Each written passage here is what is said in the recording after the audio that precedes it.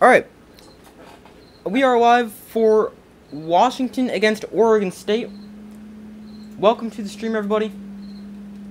I am going to pull up the stream and the comments, so let me do that.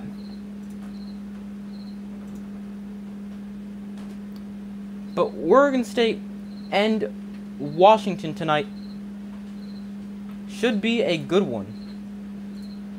I'm going to score prediction in the comments. I've got Washington 38-31, although it is raining there, so that could definitely impact this game, especially the Washington offense, which likes to do a lot of their damage through the air, although they have run the ball a lot more recently, which could definitely impact it.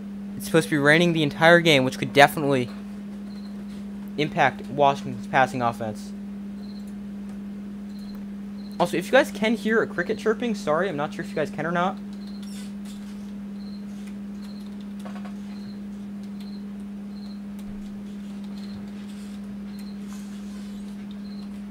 Oh, hold on one second.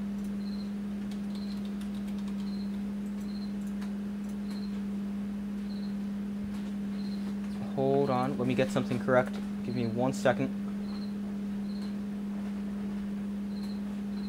I was just about to do something too, now I don't remember what it was. But welcome to the stream, everybody. We've got Oregon State hosting Washington.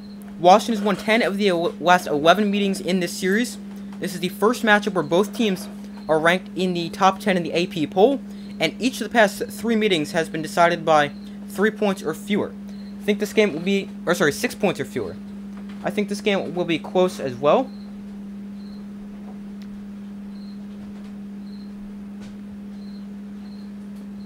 And they are set to kick off. Michael Penix Jr. and the Washington offense will get the football first.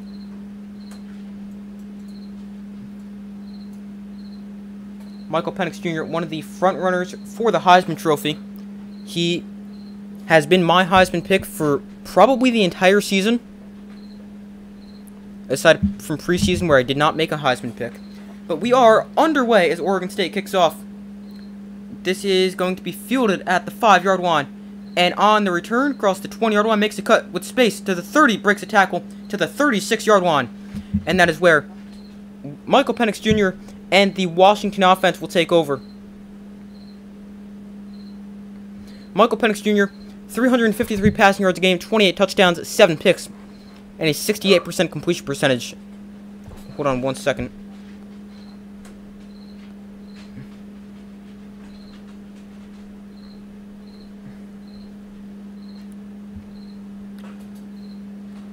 Washington, I believe, will have Jalen McMillan back for this game as well. A very good receiver who hasn't caught a pass since week 3 against Michigan State due to a leg injury.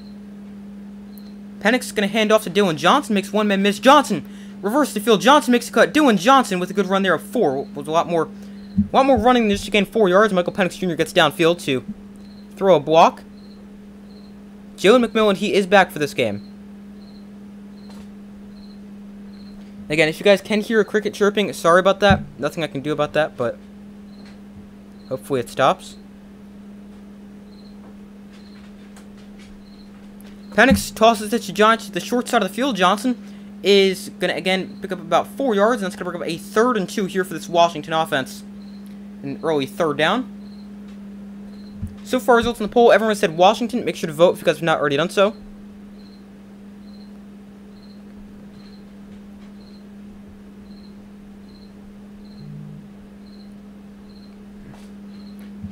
Third and 4, Washington 46% on 3rd down.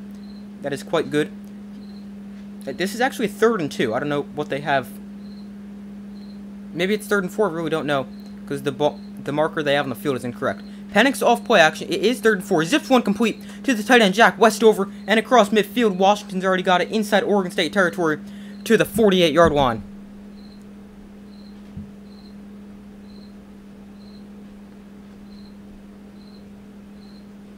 Hold on 1 second.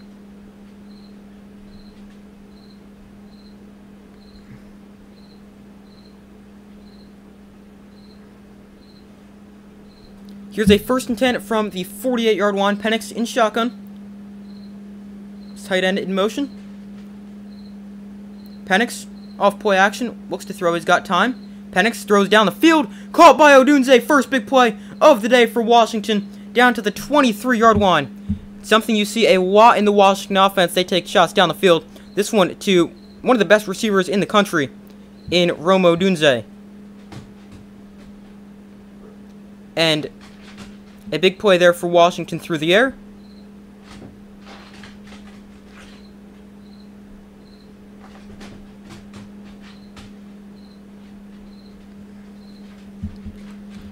So here's a 1st and 10 ball on the 23-yard line. Good looking opening drive for Washington. Odunze in motion. They're going to touch it to him on the jet sweep. Odunze breaks a tackle, then cuts upfield. Odunze breaking another tackle, gains 5 on the first down. A touch pass. Hold on 1 second.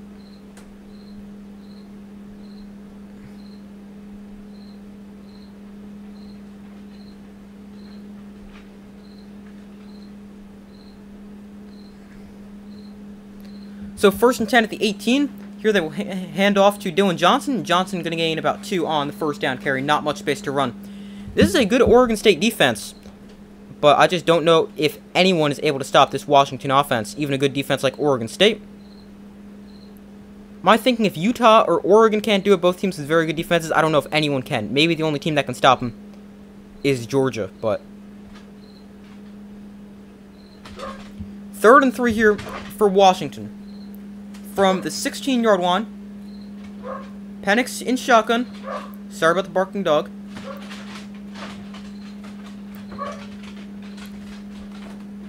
Penix going to hand off to Dylan Johnson, and Johnson is awfully close to a first down. Looks like if the spot is accurate, that's going to be a first down. I thought he came up just short, but we will have to wait and see. That is awfully close, but I think he picked up the first down, but we'll have to see.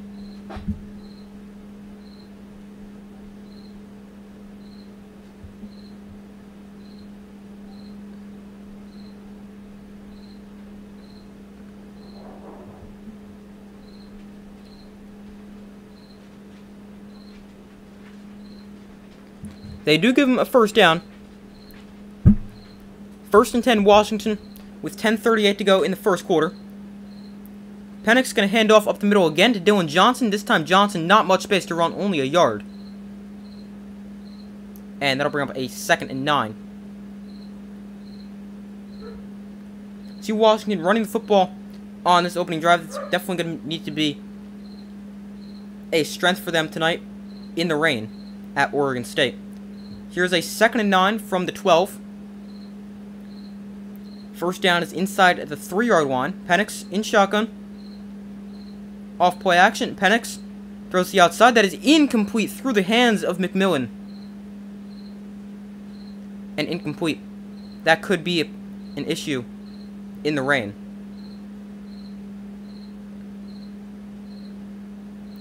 Jalen McMillan has not caught a pass since the game against Michigan State, which was, I believe, in week 3.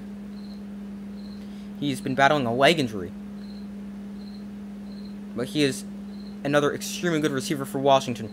3rd and 9 here. Current drive, 9 plays, 51 yards. It's taking exactly 5 minutes off the clock. 3rd and 9, ball on the 12. Penix in shotgun. Penix can look to throw. Oregon State brings pressure. Penix to the end zone. Touchdown, Washington. Romo Odunze with the touchdown. And that's the risky run of bringing a blitz against this excellent Washington offensive line. You leave these tremendous receivers one-on-one on the outside. And 9 times out of 10, Romo Odunze, Jalen Polk, and Jalen McMillan are all going to win.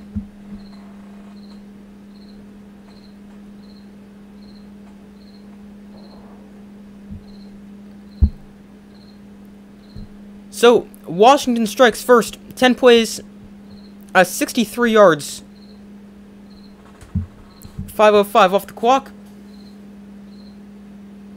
And here is the extra point for Washington. And it is up and good. So 7-0 Washington, taking the opening drive, going right down the field. And getting on the board first. This offense has been pretty good even in the rain. So don't know how much the rain's going to affect this offense, which is just so unstoppable, especially with the way they've been running the football lately.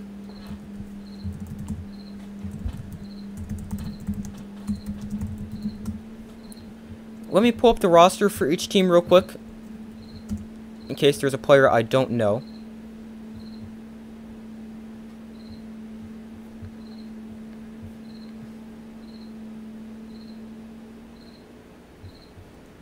Again, if you guys can hear that a cricket chirping, sorry about that. Nothing I can do about that, but hopefully it stops. So far, results in the poll, everyone who has voted has says Washington. I would agree. I've got them 38-31.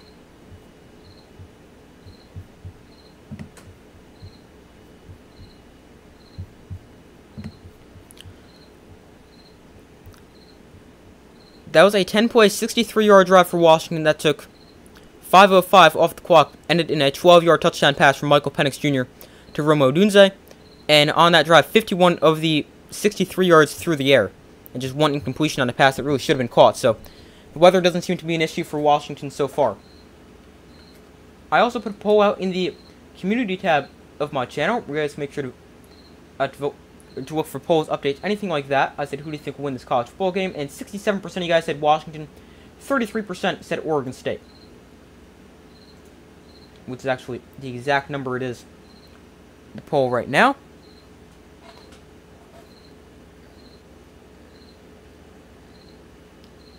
Florida State quarterback got injured. I heard about that. I did not see the injury because I heard it was really bad, and you probably don't want to see it, but I did.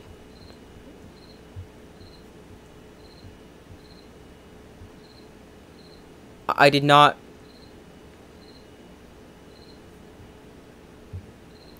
see it, but yeah, I really hope he's okay. And that if he's out, which what I've heard, it sounds like it's really bad.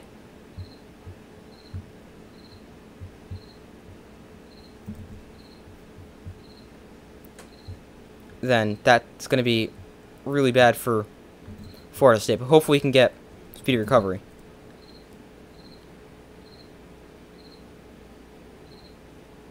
I mean, they're playing North Alabama. Last I heard, they were losing. What is it right now?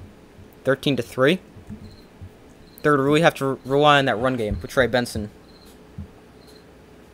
He's out for the game. I mean, yeah, with what I heard, it seems really bad, so that doesn't surprise me at all. I don't even know who their backup is, but I mean, at least he's got an FCS team in North Alabama, who I believe is just like 2-8 or 3-7 in the FCS. But yeah, that is devastating for Florida State. The kick is away here for Washington. It is a line drive kick into the end zone for a touchback.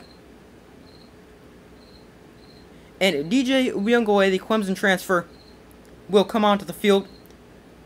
At Clemson as a starter, he was 22-26. He entered the transfer portal 2 days after the ACC championship game.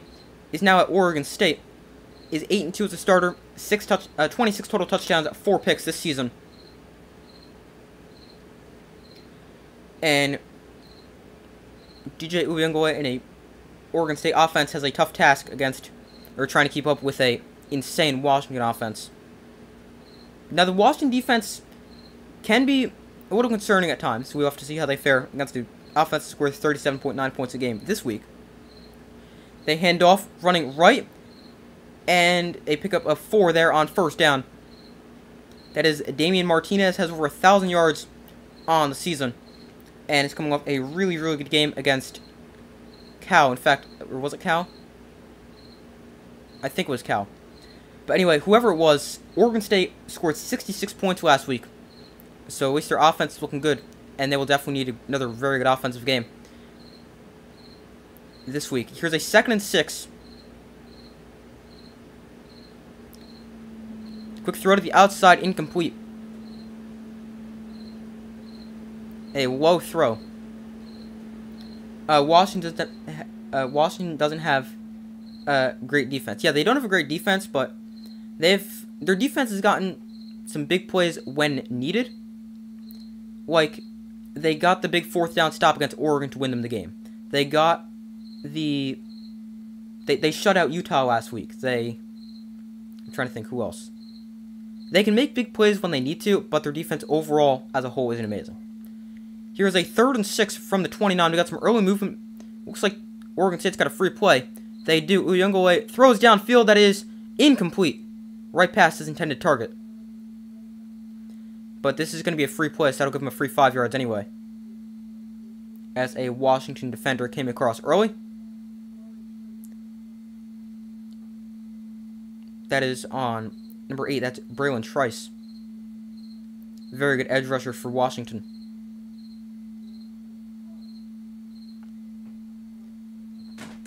Touchdown, Florida State. 3-point game. Okay. Just wondering, was it on the ground? Or passing touchdown? But here is a 3rd and 1. Uyunglele in shotgun. On the quarterback run, he's got a 1st down. And up to the 37-yard line. Picking up 4 and the first Oregon State 1st down of the day.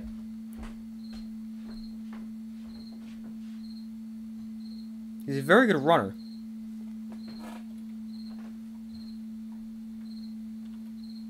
I'm not sure if you guys can hear the cricket. If you can, sorry. Really raining there. That this ball security will definitely be an issue. Or a thing to watch this game. But here's a 1st and 10 at the 37. Oregon State tosses this to Martinez, breaks a tackle. Martinez across the 40, breaking another tackle. Martinez into Washington territory. 1st down as well to the 48-yard line.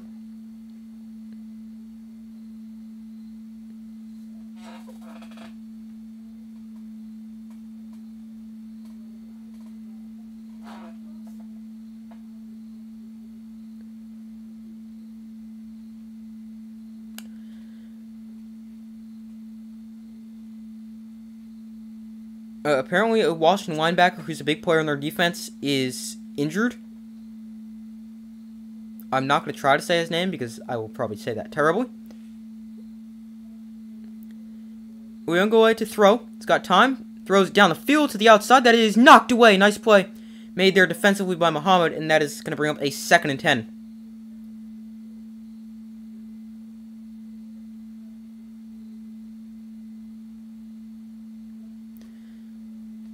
Jabbar Muhammad, with the deflection there, I feel like he's one of those guys who's either insane or terrible. There's like no in-between with him. Or at least that's what I notice when I watch Washington. But here is a 2nd and 10. Uyunglele under center with 7:41 to go in the 1st quarter. Here's a quick throw to the outside that is caught on the screen pass. And another fresh set of downs for Oregon State. So a pickup of 12 yards to make it 13 to the 34 on the completion.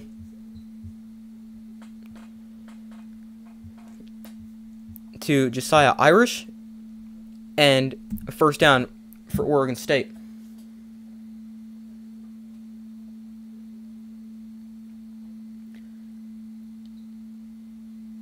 First and 10 for Oregon State, putting together a nice opening drive.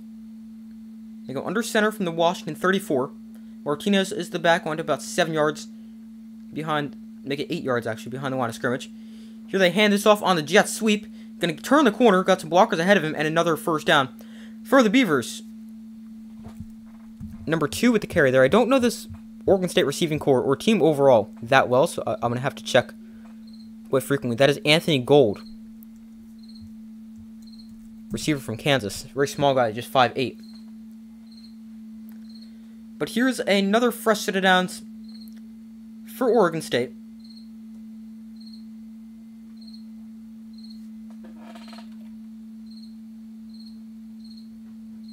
Alright, I'm pretty sure the microphone does pick up the cricket, so really sorry about that. But here is a 1st and 10 at the 23-yard line. Off play action, DJ looks to throw. He's going to dump this off underneath. That is caught, and it's run after catchability. He's going to dive for the end zone. I think he's out of bounds, just short. They're going to put him out inside the 1. Bolden with a nice catch and run.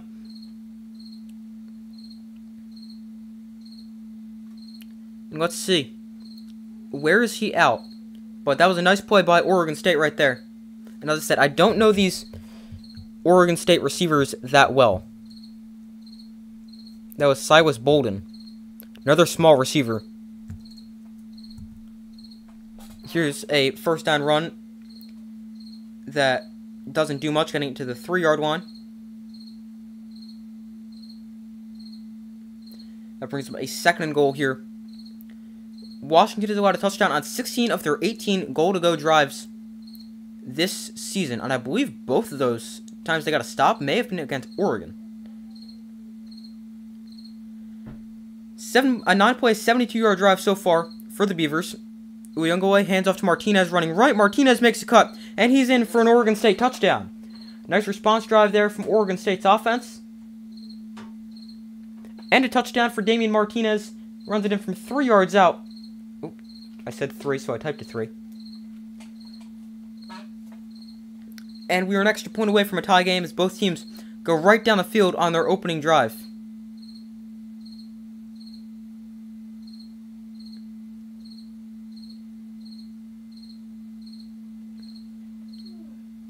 Ten plays, 75 yards, about 440, a little over off the clock, 446 to be exact.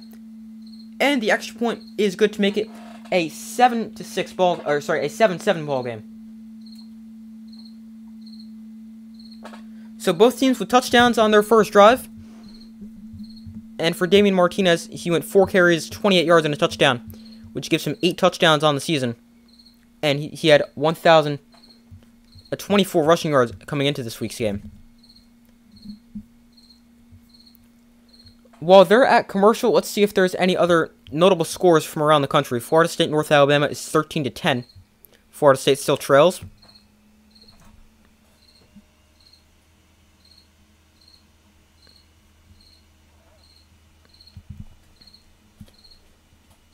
Let's see. Kansas leads Kansas State 13-9. Florida leads Missouri 7-3. Both those games still early. And LSU, Georgia State is just getting started. Same with Texas, Iowa State. A couple other games. Let's go over the scores from other games, I guess, while they're at commercial. Tulane beat FAU 24-8. Oklahoma beats BYU 31-24. Ole Miss beats UL Monroe 35-3. Penn State beats Rutgers 27-6. Although Drew Auer did get hurt. Then Louisville beat Miami 38-31. Alabama destroyed Chattanooga as expected, 66-10. Michigan beats Maryland for their 1,000th win in program history, 31-24. Oklahoma State beats Houston, a comeback win, 43-30. Oregon beats Arizona State 49-13. Ohio State beats Minnesota 37-3. Clemson beat North Carolina 31-20. Iowa beat Illinois 15-13. Georgia beat Tennessee easily 38-10, and Arizona beat Utah 42-18.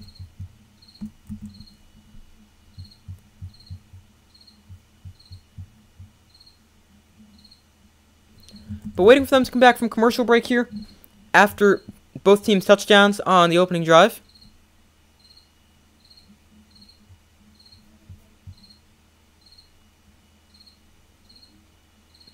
Florida State took the lead. Okay, so I still don't really think it's going to be a close game. It'll definitely be closer without Jordan Travis, but I definitely think they're still going to easily win this game because, I mean, it's North Alabama.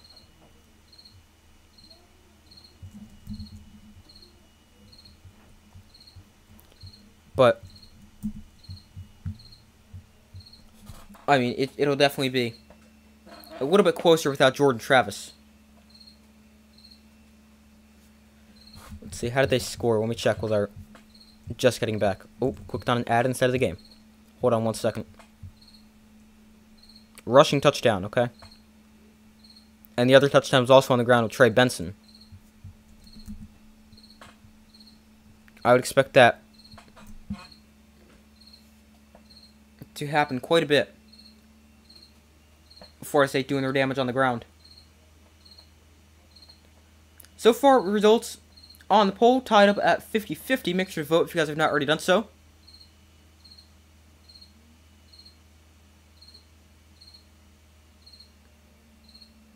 So after back-to-back touchdown drives to open up the game, or an opening drive touchdown for each team, Washington gets the football back.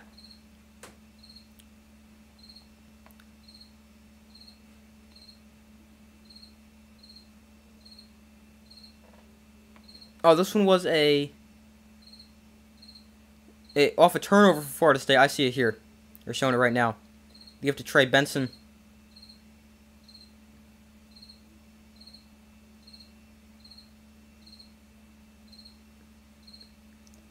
See the Florida State scores there. It's 17-13 as you said. They took the lead. Appreciate the update. But here is a 1st and 10 from the 25-yard line.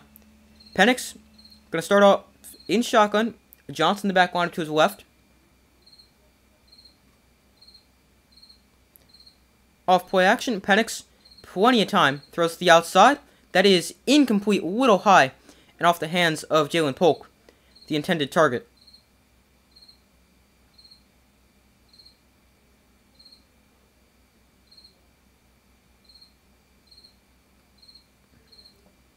Jalen Polk, another one of these insane Washington receivers. Not quite as good as Rome Odunze, but still extremely good. That one just went right through his hands. This one should definitely catch, even through the contact. But here is a 2nd and 10. Penix in shotgun.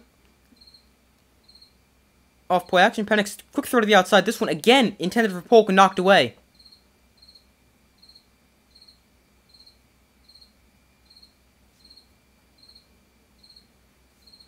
Alright, just like the stream. Thank you. Appreciate that.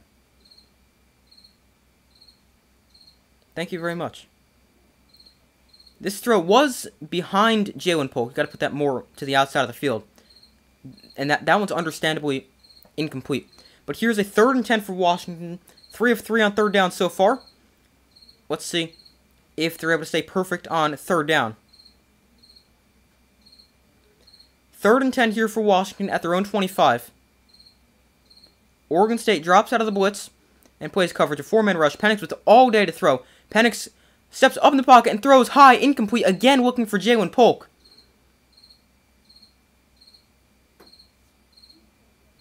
And that is going to bring up a 4th and 10. 3 straight incompletions, all looking for Jalen Polk.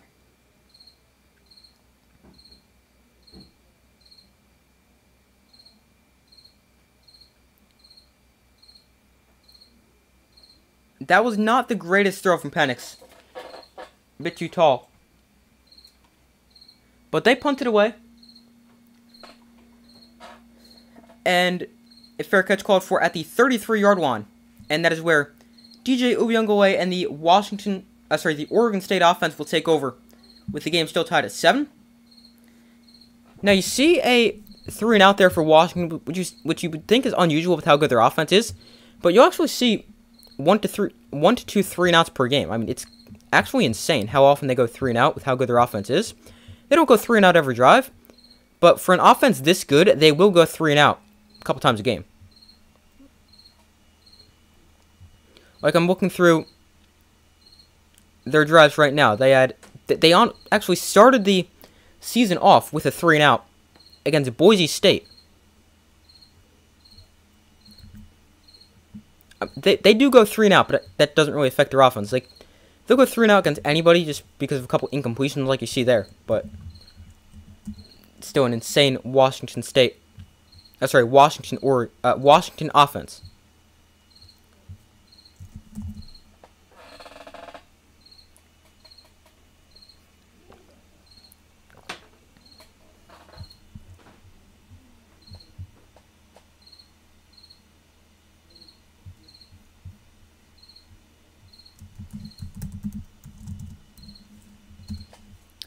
Auburn lost to New Mexico State. That's impressive. And it was 31-10. I just saw that.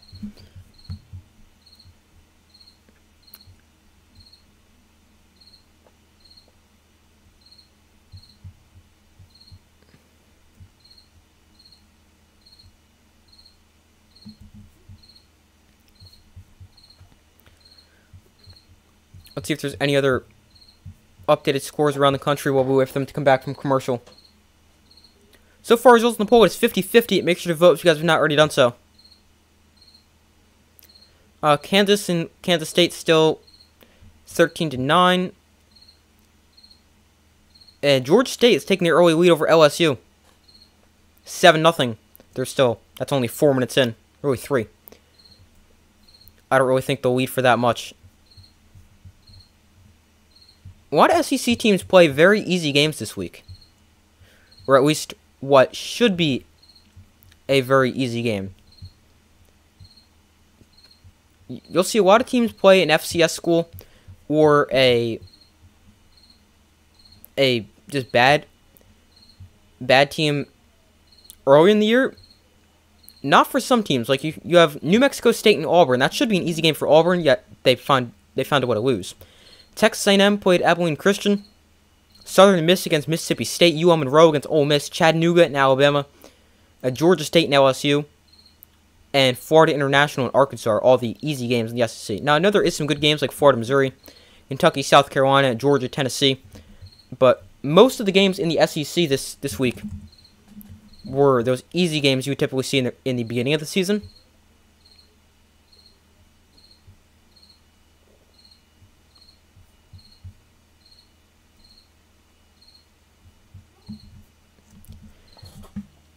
Alright, they're back from commercial break here. Oregon State with the football at their own 33-yard line.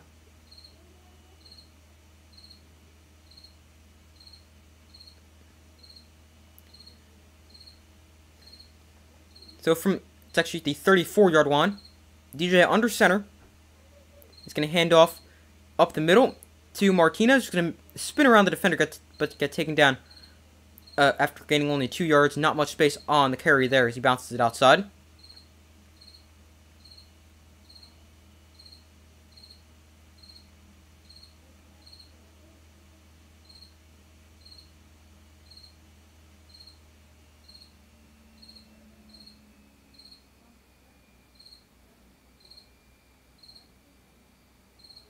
So here is a 2nd and 8.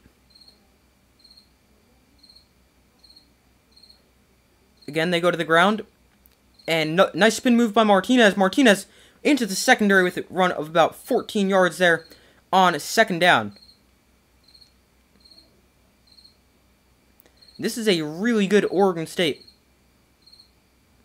offensive line. Clear a lot of space on that play. And with a running back like Damian Martinez, able to make guys miss, running behind that offensive line, it's going to be a long day for Washington up front.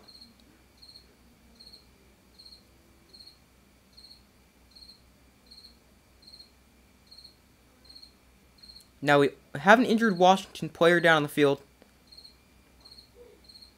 Can't tell who that is. Looks like a lower leg injury. Hopefully he's okay. That is number 10, Raylan Gorforth. I probably said that wrong. He's a safety for them.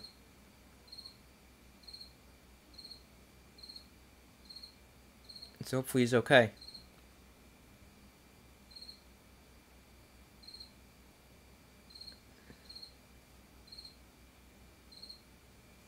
He slowly walks off the field.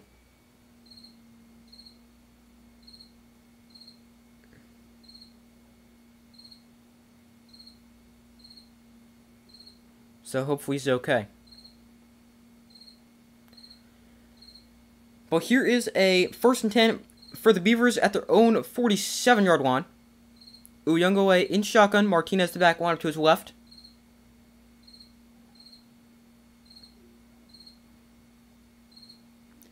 First and 10 here for Oregon State. Again, they will go to the ground. Martinez looking for Wayne. He's not going to find one. He's taken down for a loss of a yard. Really nice job by that Washington defensive front right there.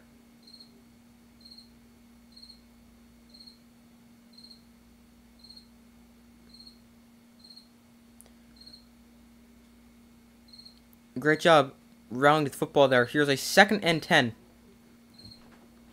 for Oregon State with 2:54 to go in the first quarter.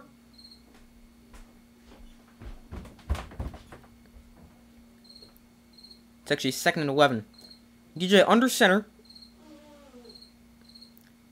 And he's going to hand off to Martinez once again. No, that's not Martinez. That's the backup running back. And a pickup of 4. Let's see, that is number 9. That is Isaiah Newell. Or Newell. Not sure how to say his name.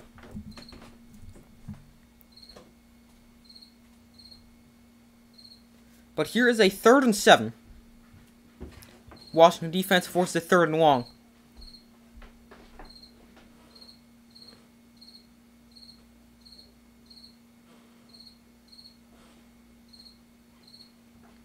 And now, you could say this is an obvious passing situation. I wouldn't necessarily say so, because you could run the football here.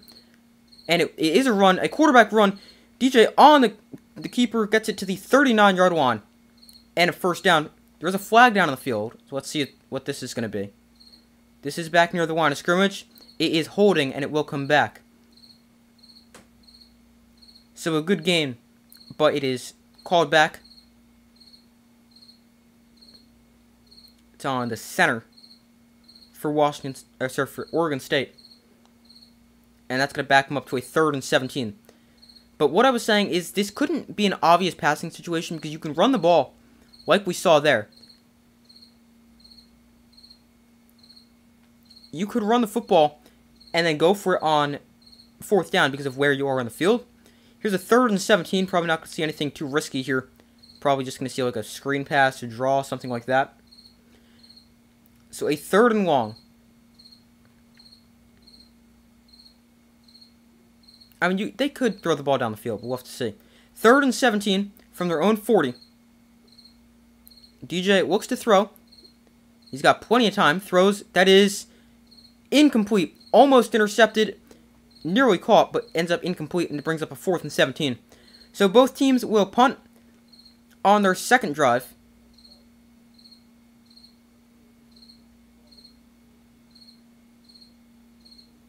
And Washington will get the football back. Something I have noticed early in this game for Washington State, I didn't know their receiving core a ton, but they have very small receivers, which could definitely impact them. Not just in this game, but just in general. This is a bad snap on the punt. It goes all the way into the end zone, and the punter's going to kick it out of the end zone, and that's going to draw a flag. I don't know what the result of that is. The punter kicks it out of the end zone. That's a penalty. It avoids it being recovered by Washington in the end zone for a touchback. Or, sorry, for a touchdown. But I don't know what the penalty is there. That's a safety.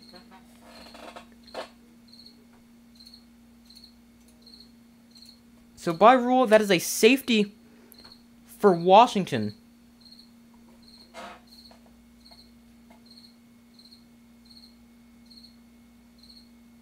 And I mean, if the guy falls on it there, it's going to be a safety anyway. So, I mean, might as well just kick it out of the back of the end zone and not risk having it bounce away from you. But Dylan Black, the punter, has it go over his head. And is a safety for Washington.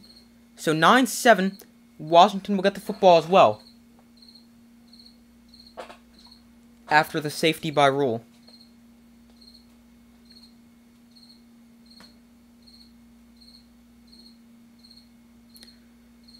So, the Huskies regain the lead. It is now 9-7. An updated score in Kansas State, Kansas. Kansas State has taken the lead 16-13.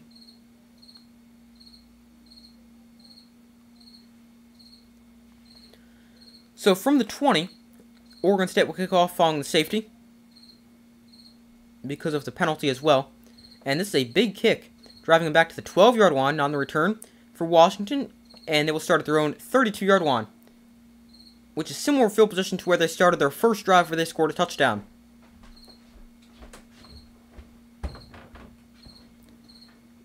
With Michael Penix Jr. and the Washington offense back on the field, Washington 10-0 for the first time since 1991. And they're looking for their second college ball playoff appearance. Their first was in 2016. But they face an Oregon State team that is very good at home, just 16-1 at home since the start of the 2021 season. So here is a 1st and 10 at the 33-yard line. Penix under center. Penix looks to throw off play action. He got all day to throw. He's going to launch one down the field. That is incomplete. Odunze, the intended target.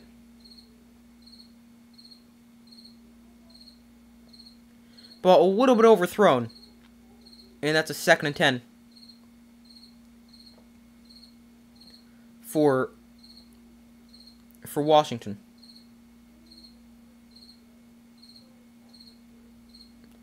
So 2nd and 10 at the 32.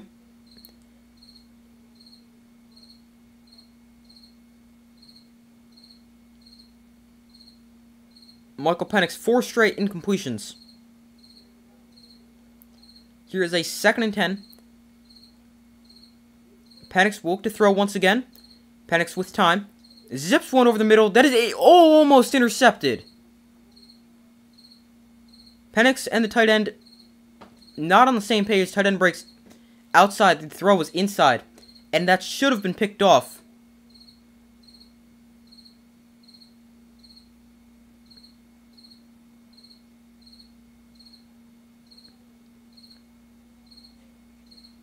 Not that he breaks the wrong way, but this one just a little bit, timing a little bit off.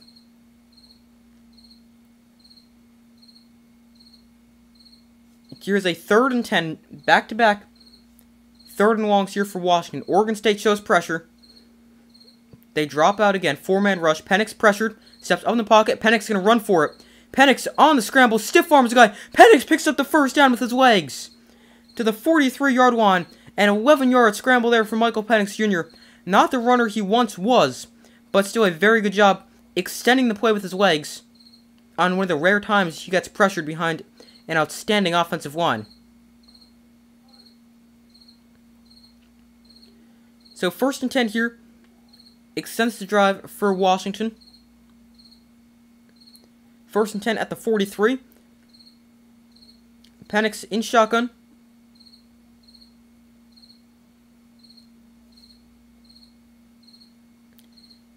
Here they will hand off to Dylan Johnson, and Johnson is going to get swung down after gaining only 2 yards on the play. On what will be the final play of the 1st quarter.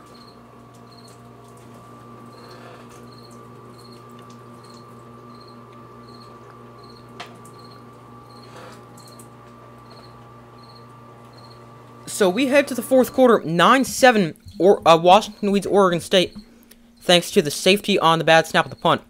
But 5 straight incompletions for Michael Penix Jr. He is now just 4 of 10 on the day. Now, we saw him have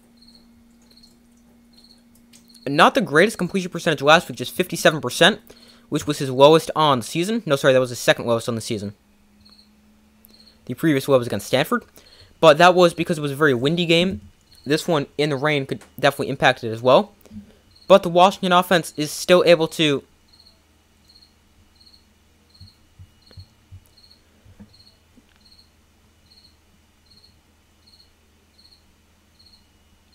still able to move the football.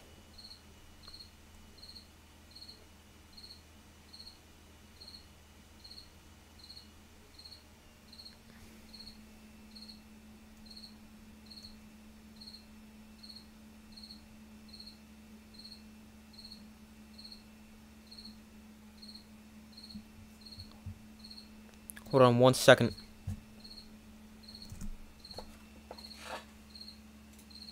Well, I changed this.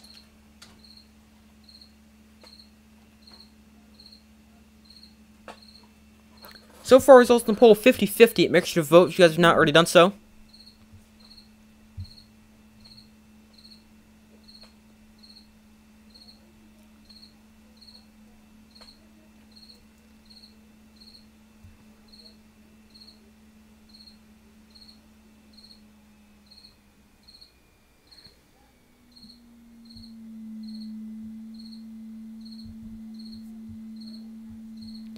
Let's see if there's any other updated scores while we wait for them to come back from commercial.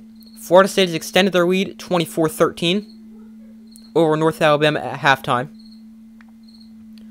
I talked about Kansas State and Kansas a second ago. That is now 16-13. Kansas State leads Kansas. Missouri leads Florida 10-7. Texas, Iowa State still no score. And LSU is tied up against Georgia State at 7. A lot of people have been talking about Jaden Daniels in the Heisman conversation. He's definitely had an insane season like that, but I just don't think on a team that goes 9-3, you can win the Heisman when there's other really good candidates like Bo Nix, Michael Penix Jr., and even Marvin Harrison Jr. I know Jaden Daniels has been insane. I mean, he's got 30 touchdowns and 4 picks through the air, plus he's got 8 rushing touchdowns. That's 38 touchdowns, and he's responsible for over 4,000 yards of offense. But I just don't know if LSU is good enough for him to win the Heisman Trophy. Another argument for him is Lamar Jackson won it, and Louisville wasn't the greatest team on the planet. But let me look up Lamar Jackson in Heisman voting.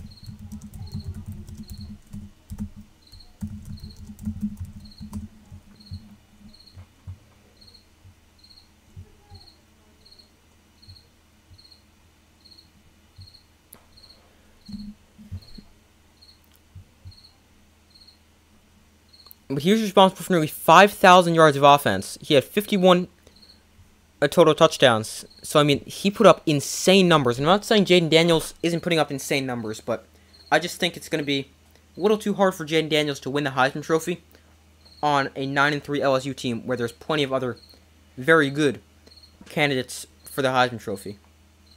I would say Daniels is probably 3 or 4 in my rankings at the moment, behind Bo Nix and Michael Penix Jr., maybe behind Marvin Harrison Jr., not really sure. I'd probably go with Sweat as to Daniels. But here's a 2nd and 8 from the 45. Penix hands off to Bernard on the jet sweep, and Bernard is taken down right there at about the line of scrimmage. There's a flag at the line of scrimmage. Looks like this may be a hold. A short gain of only 1 if it stands.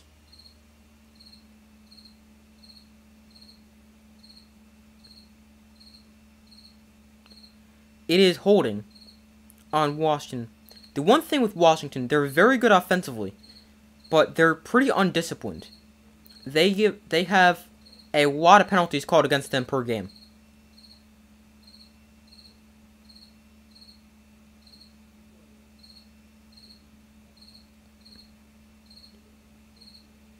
They have the 2nd most penalty yards per game at 79.7. That is the 2nd most, as I said. New Mexico is the most with 82.1 penalty yards per game. But here's a 2nd and 18 following the penalty. Empty backfield for Michael Penix. They spread the field from sideline to sideline. Penix, nope, play blown dead. We've got another flag on Washington. This is a false start. That's going to back him up to a 2nd and 23.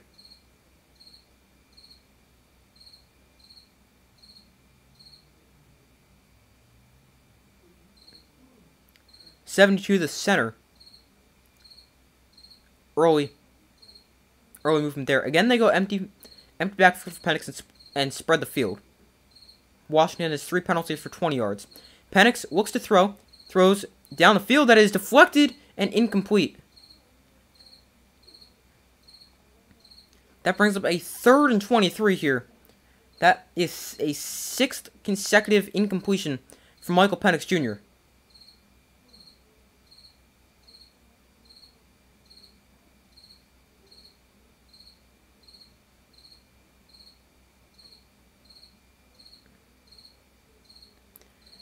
Here is a 3rd and 23. Penix looks to throw. He's got time. Penix throws underneath. That is again incomplete. Dropped by Jalen Polk. He's dropped quite a few so far tonight. He said a lot hit his hands and been unable to haul them in. Struggling with the wet conditions. Last drive he had gloves on. This time no gloves on. And doesn't seem to help.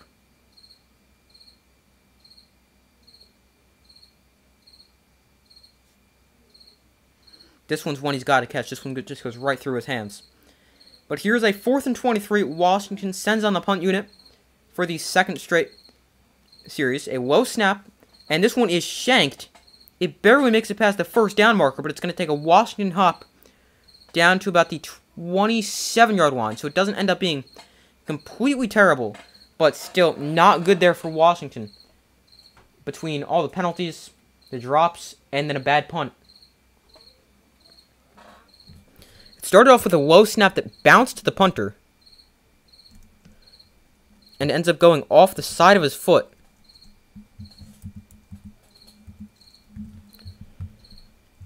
And ends up... It took a good bounce. Ended up being a 43-yard punt, which isn't terrible. But it didn't look good coming off his foot.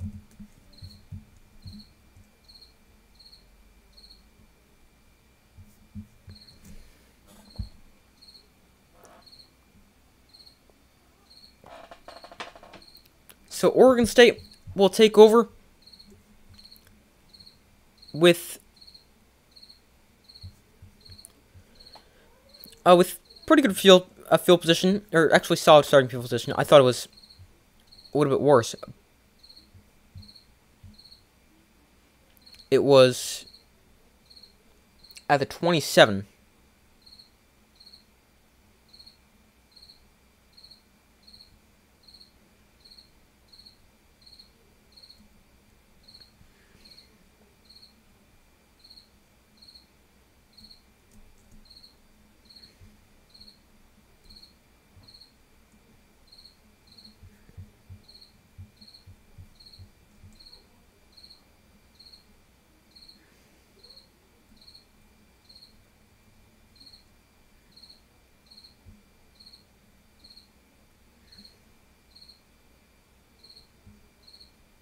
Hold on 1 second.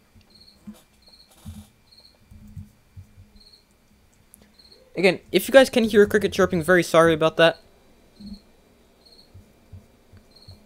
I do believe the microphone does pick it up, so sorry if you can hear that.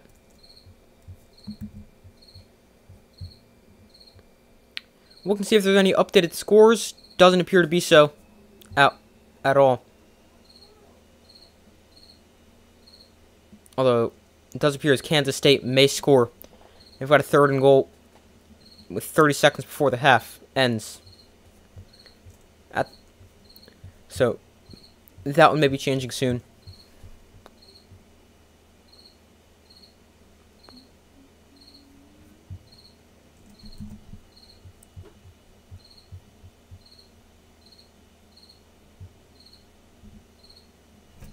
Alright, but still waiting for them to come back from commercial break here.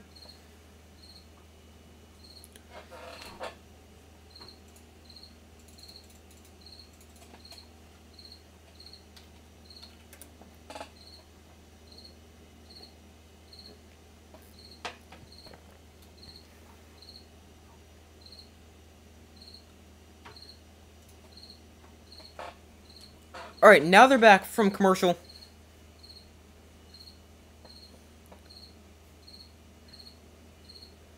So here is a 1st and 10 for Oregon State at their own 27. DJ looks to throw.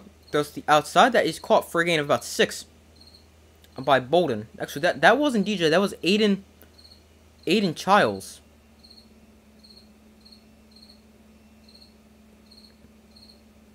He's in a quarterback at the moment.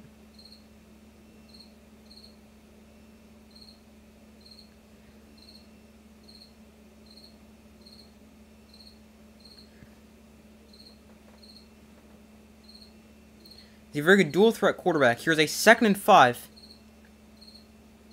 And we got, wow. The lineman just took off like he snapped the ball. It is definitely going to be a run play. False start, one of the most obvious false starts you will see. Backs Oregon State up 5. And brings up a 2nd and 10.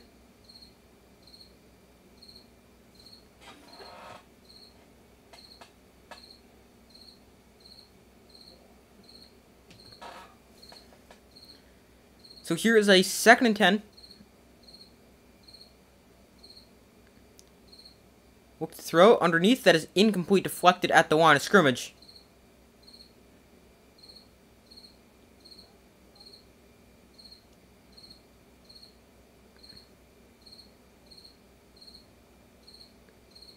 Child's pass knocked down at the line of scrimmage. Here is a 3rd and 10. Washington defense looking to force a quick 3 and out.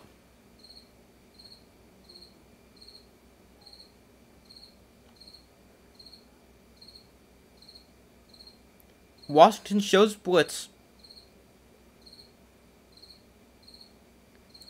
They send 5. Childs is going to get taken down for a sack by Braylon Trice. And Oregon State will go a quick 3 and out. Nice possession there for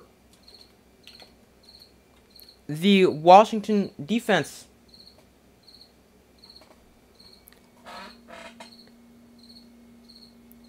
As Trice gets the big sack on 3rd and long.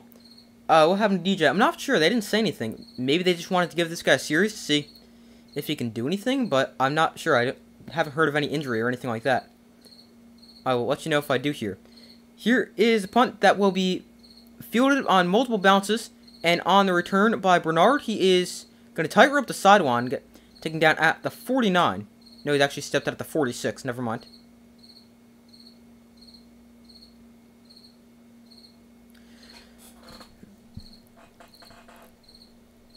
So, let's see. I want to see if I can check if anything happened to DJ.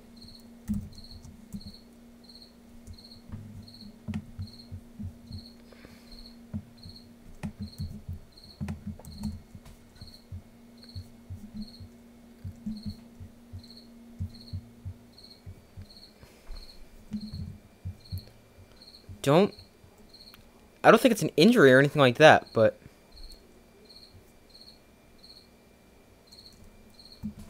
here is a run for Dylan Johnson for a gain of 4 on the 1st down. Michael Penix Jr. started off 4 of 5. Since then, he is 0 for 7, but has had 2 dropped passes. Here is a 2nd and 7 from their own 49-yard line. Penix in shotgun. Johnson in the back line to his right. Westover, the tight end, in motion. Penix tosses this to Johnson to the short side of the field running right. Johnson is going to pick up about 4 yards. They're actually going to give him 3, and that'll bring up a 3rd and 4, but we do have a flag on the play.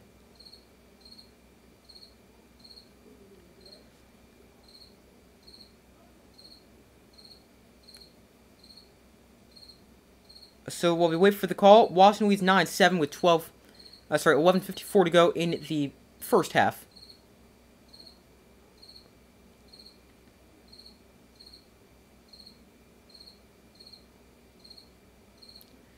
Alright, there is no foul on the play.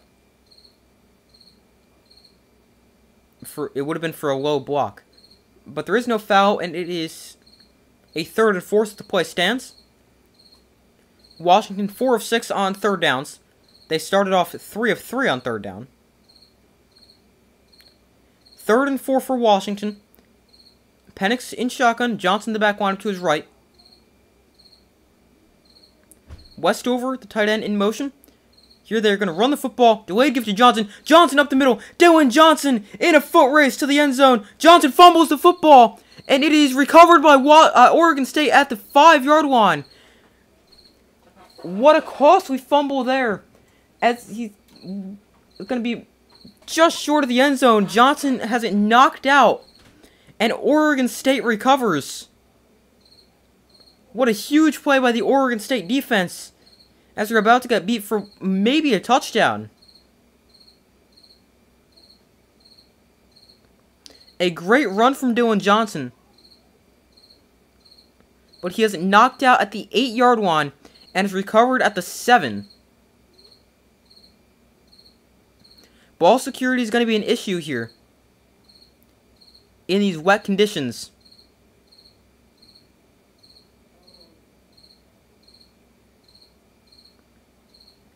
And Oregon State has the football after a huge fumble from Dylan Johnson. He may score if he doesn't lose that. I think he's getting taken down inside the 5, but that's just me. Alright, let's see. Who's in a quarterback here for Oregon State? High snap. It is DJ. And he's going to hand off to Martinez, who's going to get taken down for a loss of a yard. The ball is on the 5-yard line. And Washington does a nice job of taking Martinez down in the backfield. So apparently they just wanted to give the other guy a chance. And DJ's back in for this one. That was a really high snap. And we may have seen another safety if that one went over the head of DJ, who was already standing on his goal line. Here's a 2nd and 10 after the first down run goes nowhere. DJ looks to throw. He's got time. DJ underneath. That is caught. Broken tackle across the 10-yard line. Fumbles the football. The ball's on the ground again. And this time it's recovered by Washington. Ball security is a huge issue in these wet conditions. 2 fumbles in the last 3 plays. And Washington gets the football right back at the spot, very close to the spot where Dylan Johnson coughed up the ball. This one just a simple drag route underneath. He's open. Then he breaks the tackle, and the guy he originally beats, the linebacker, ends up taking him down and forcing the ball out as well. So 2 fumbles on 3 plays. And Washington with the ball at their own 19-yard line. Muhammad with the recovery. And they take over 1st and 10 inside the red zone of the 19. Penix in shotgun. Johnson in the back line up to his right. So he is not benched for fumbling. I really don't think he should be benched. Penix pressure, steps up in the pocket. Throws incomplete. Odunze, the intended target. That looked more like it may have just been a throwaway in the direction of Odunze. And if he could catch it, great. So I don't really think Washington is too upset with that. Rain is really coming down.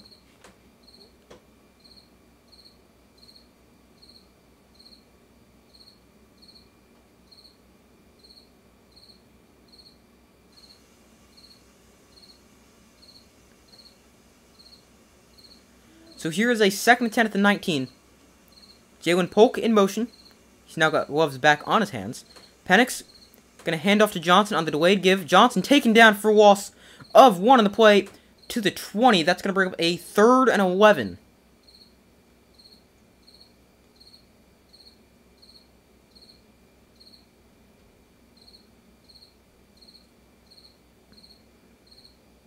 Penix held onto that football a long time before actually handing it off.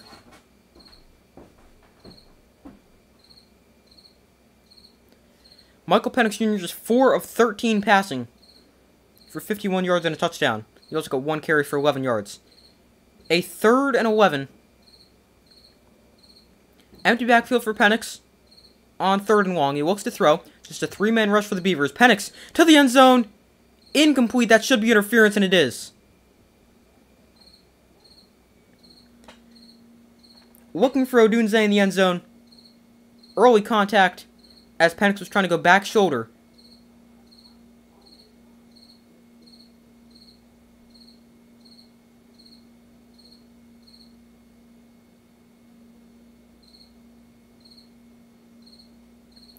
So pass interference.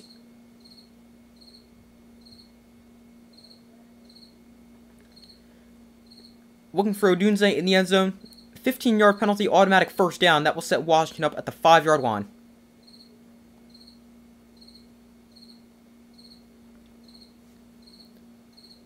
So a big pass interference call there, but it is the right call. Ends up being very common in football these days. Underthrown pass, and the defensive back just doesn't let the receiver come back for the ball, or the receiver jumps in to the defender. Both draw penalties. So here's a 1st and goal at the 5. Penix in shotgun. Johnson the back line to his right. Jalen Polk in motion. Penix on the designed run. Penix walks in for a Washington touchdown. Washington keeps it on the ground. And Michael Penix Jr. with a 5-yard touchdown run. He's not the runner he once was, but they will use him as a runner around the goal line. As you see there, he had a very similar touchdown run like that.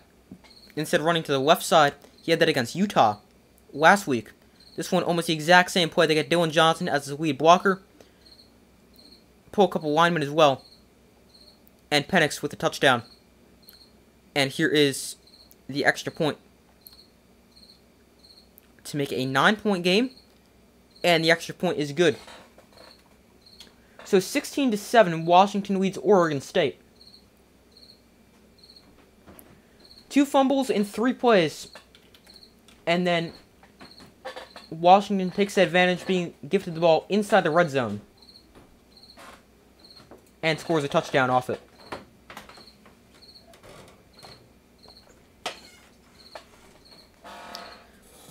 So far, results in the poll. 57% of you guys have said Washington win. 43% have said Oregon State. Make sure to vote if you guys have not already done so.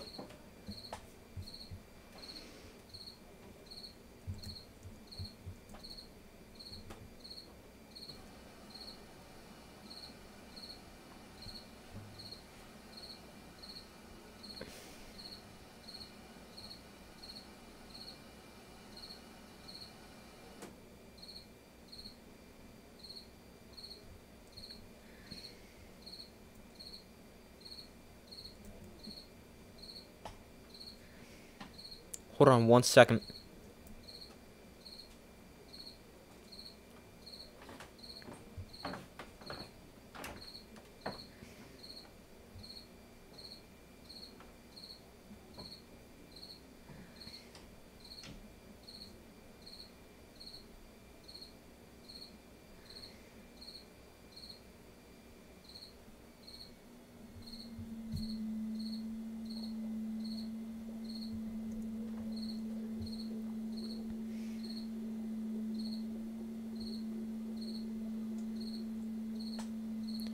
So waiting for them to come back from commercial here.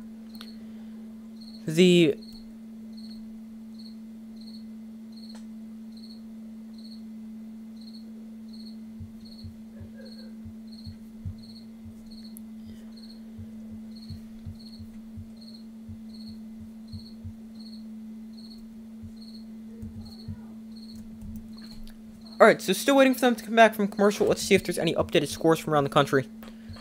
Kansas is taking the lead. It's now 20-16. Iowa State is taking the early lead over Texas, 3-0. And LSU's scored another touchdown. They lead Georgia State 14-7. But that is it.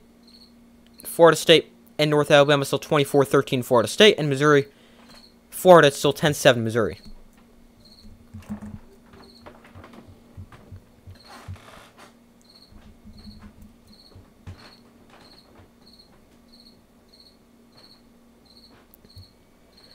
Alright, they're back from commercial break here. Washington leads 16-7.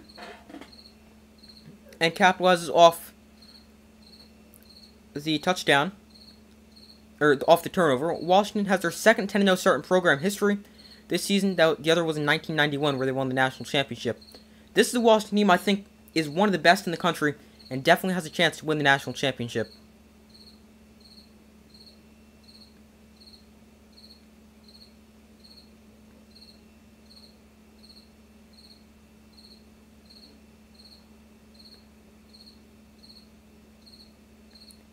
The kick is away, and it will be fielded at the goal line here.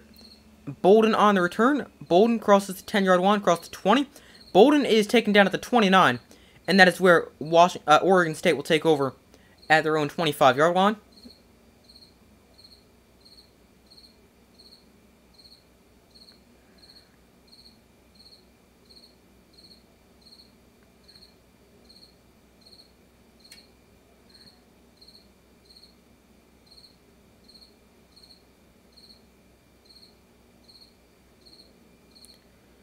So 1st and 10, ball spotted at the 28-yard line.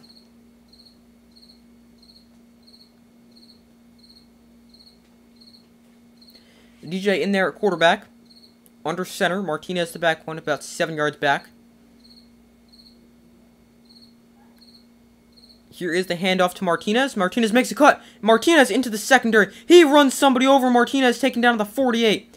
A 20-yard run there for Damian Martinez, one of the nation's leading rushers. And he's out near midfield after one play.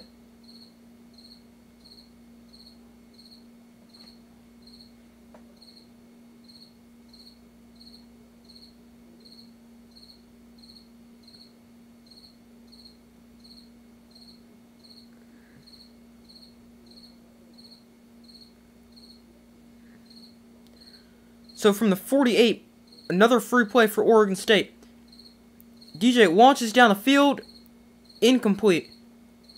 That's a really nice job of that Washington defensive back right there. Don't want a completion. Don't call a penalty. Don't draw a foul. That's really nice there on the free play, because if it's a pass interference call, they could just take the 15 instead of the 5. That's a really heads-up play by the Washington defensive back.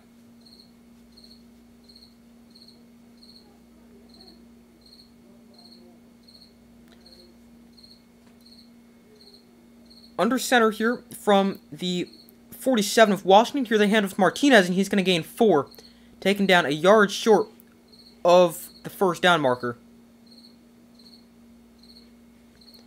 And here's a 2nd and 1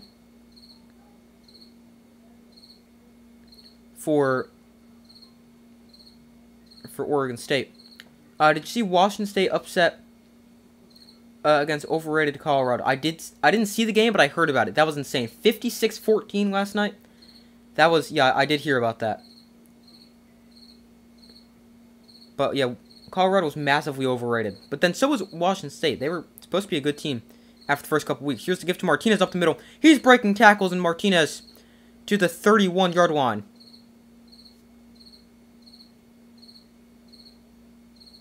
But as I was saying, Washington State, I still think they're good. Their offense is very good. But they aren't as good as we all thought they were at the beginning of the year, when they were, what were they, 3-0, 4-0? And yeah, Colorado, they were very overrated at the start of the year.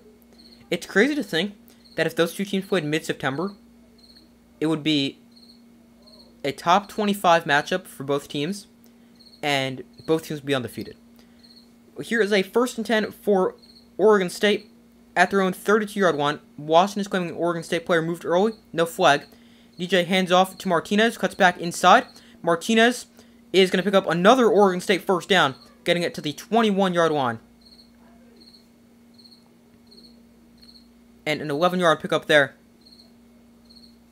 And Oregon State putting together a really nice drive.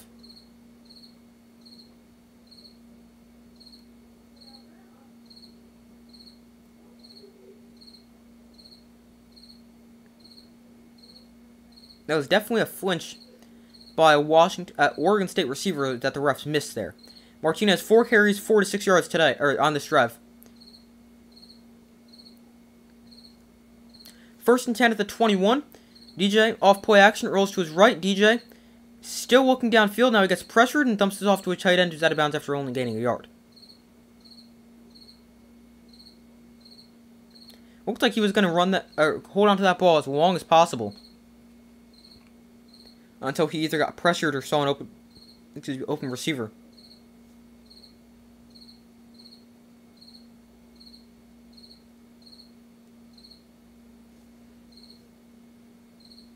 So here is a 2nd and 9. Ball on the 20-yard line after a 1-yard gain on the completion. 5:50 to go in the first half. DJ hands off to Martinez, who's taken down at the line of scrimmage. Nice play there by this Washington defensive front, who has not been great stopping the run so far.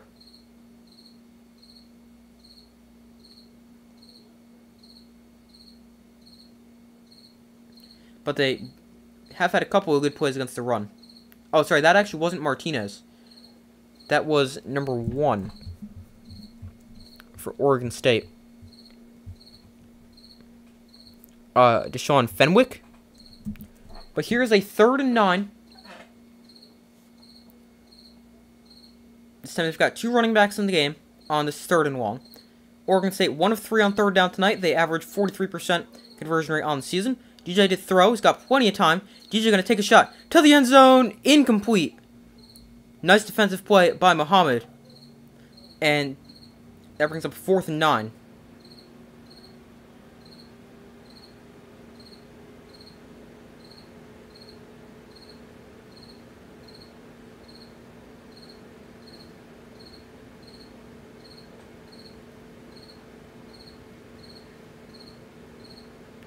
So 4th and 9, Oregon State sends on the field goal unit.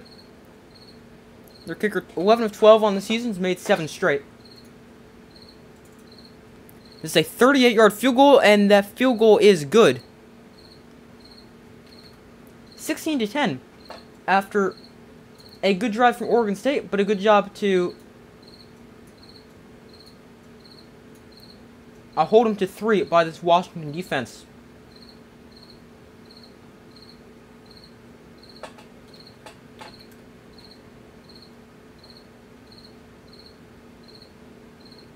You're in for Oregon State, okay. I don't really have a preference. I mean, if I had to pick, I would pick Washington just because I really want to see them get into the playoff. But so I would pick them.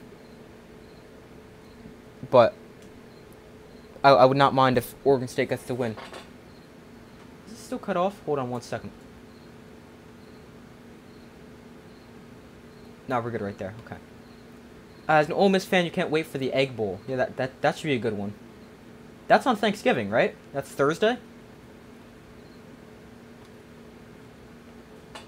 You guys should be able to win that one. Mississippi State is not very good this year.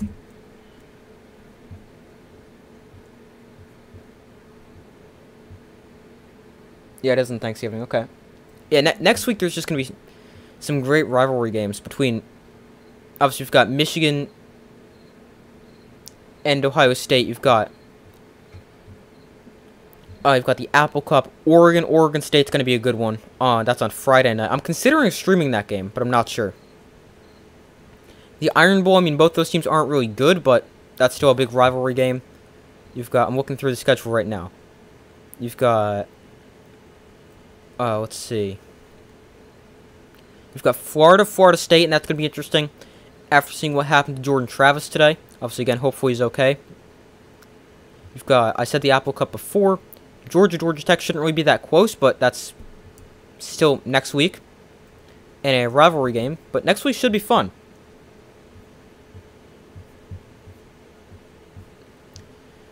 Alright, let's see if there's any updated scores around the country. While they're a commercial, Georgia State has tied it at 14. Texas has tied it against Iowa State at 3. Missouri's also added 3. They now lead Florida 13-7. And that is all the updated scores. We still got Kansas and Kansas State 20-16 at halftime. Kansas leads. And Florida State leads North Alabama 24-13. But they are without Jordan Travis, who suffered a terrible leg injury. Something interesting. Kansas is leading this game without Jason Bean, who's their quarterback. He's inactive tonight. In your opinion, Alabama's a great team. Yeah, they are really good. They should destroy Auburn, as you said. One of the best teams in the country. They're a team that's really peaking at the right time. Because, I mean, I'm not saying they will beat Georgia in the SEC championship game, but they're a team that bounced back from the loss to Texas very nicely and really found their offensive identity, especially with the quarterback run. So they have definitely improved, and they've become one of the best teams in the country. I still think it's a stretch to say they're the best team in the country, but they're definitely a lot better than they were early in the year, but I still don't think they're the best team. They're one of the 7 or 8 best teams.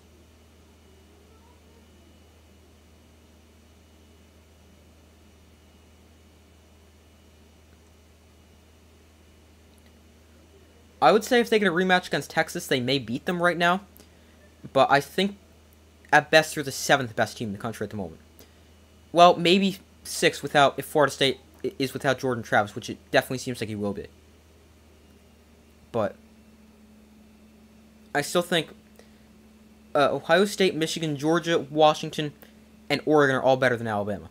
Here is the kick. It is going to be returned from the 10-yard line, breaks this to the outside, and he's going to get forced out of bounds at the 23-yard line. And Washington will take over with a decent field position. They lead this one 16-10.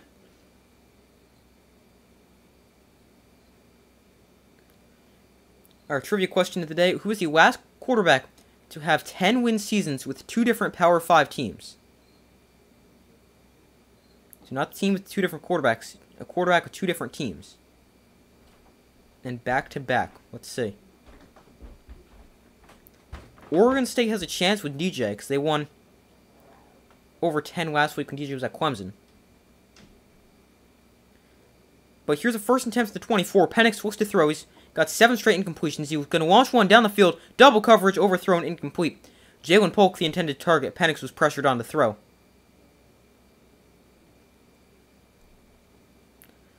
I don't know if Michael Penix Jr. has completed a pass this quarter. Probably not.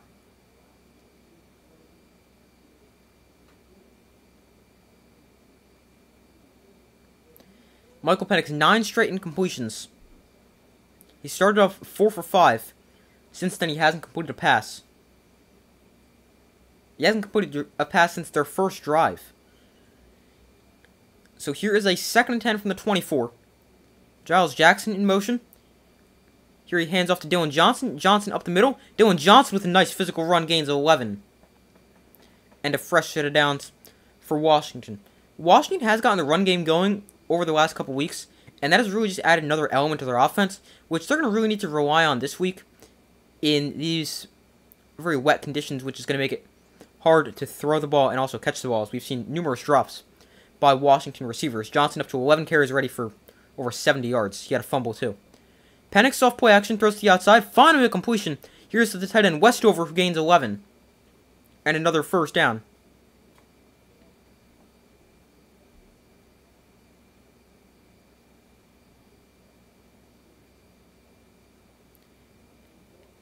It had been an hour and 10 minutes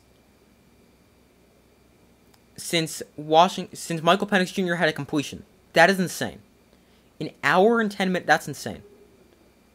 But here is a 1st and 10 from the 46-yard line. Penix in shotgun, Johnson the back line to his right.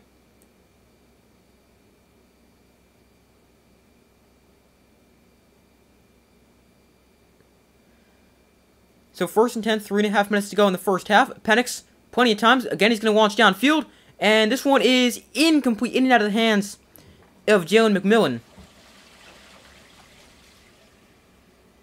That is a long throw from Penix, thrown downfield, and also from the from the right hash, all the way to outside the numbers on the left side of the field. That's when Jalen McMillan's probably should catch. Just goes right through his hands and hits from the face mask. Not sure if he would have got the foot down, but he's got to always catch that. Drops have not helped out Penix so far tonight. 2nd and 10 from the 46. Penix in shotgun. Penix throws to the outside. That is caught by Giles Jackson. He makes one man miss, and he's taken down after a gain of 10. Nice throw and catch for the Huskies once again, and another fresh set of downs. Starting to see their offense get going a little bit here, especially through the air.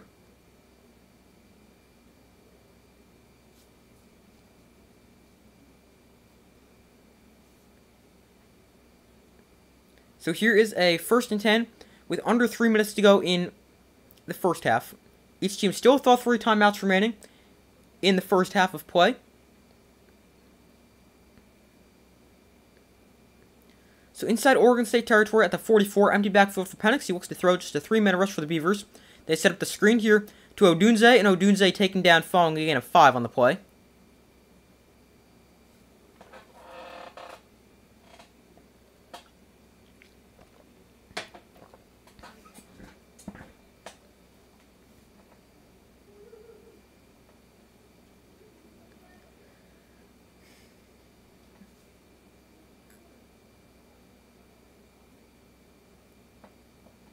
So here is a 2nd and 5 for Washington State at the Oregon State 35. Here they hand off the middle and only gain of a yard. This one not with Dylan Johnson, with their other running back, number 20. That is Tybo Rogers, a freshman. His first carry of the day. And that is a 3rd down and 4 here for Washington.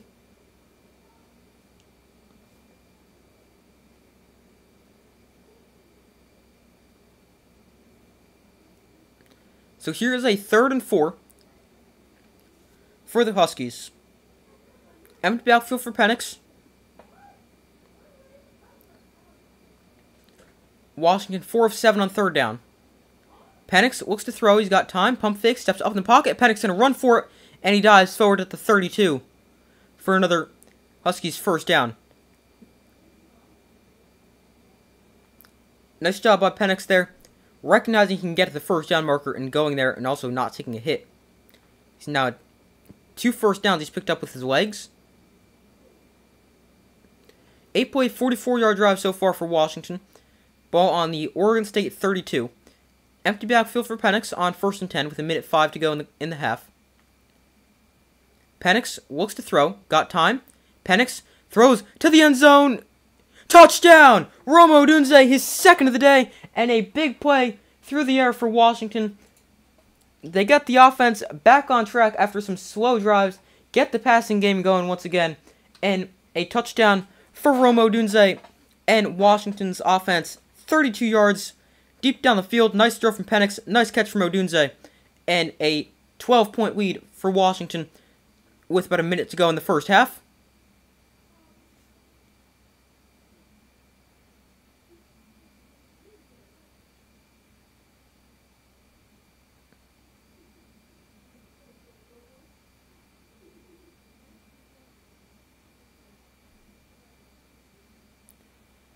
Washington is going to go for 2 to make this a 14-point game with 54 seconds to go in the first half.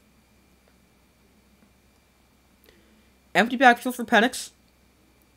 Looks like man coverage for Oregon State. Penix to the end zone. Just a little too high. Looking for Odunze.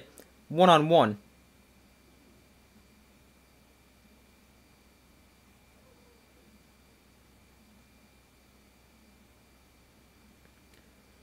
But the Washington offense back in rhythm after a big drive for them. Extends the lead. That drive is officially, let's see. 9 plays, 76 yards, 3:54 off the clock. That's what you're used to seeing from the Washington offense right down the field. I don't hate going for 2 in that situation, but if I'm Washington, I probably just kick the extra point. But that's just me. Updated scores, we got Kansas has extended their lead over Kansas State 27-16. Devin Neal, their star running back, has 3 touchdown rushes. And on the day, he's got 10 carries for 87 yards and 3 touchdowns. Florida State North Alabama is still 24-13. But otherwise, all the scores remain the same. Oh, no, I did tell you guys about that. Missouri and Florida State 13-7. Texas and Iowa State tied at 3. And LSU Georgia State tied at 14. Surprised to see that game still tied.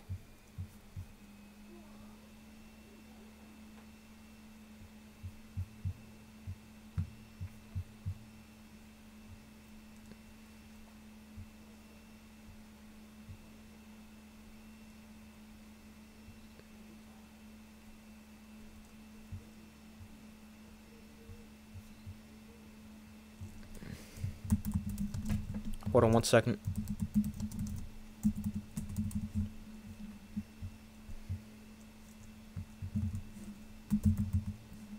Hold on 1 second.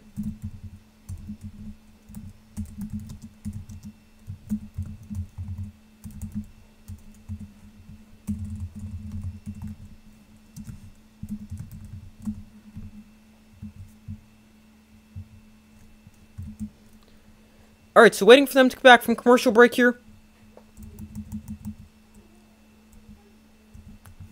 Washington leads this one 22-10 with 54 seconds to go in the first half.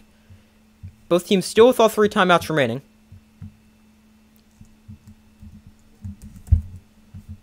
Hold on 1 minute.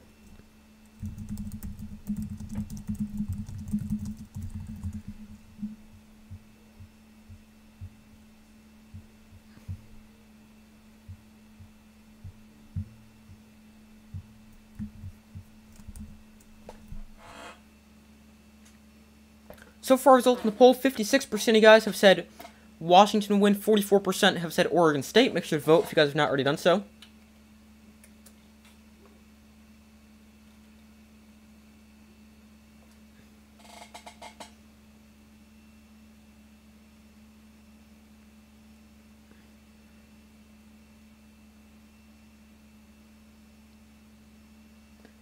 But still waiting for them to come back from commercial.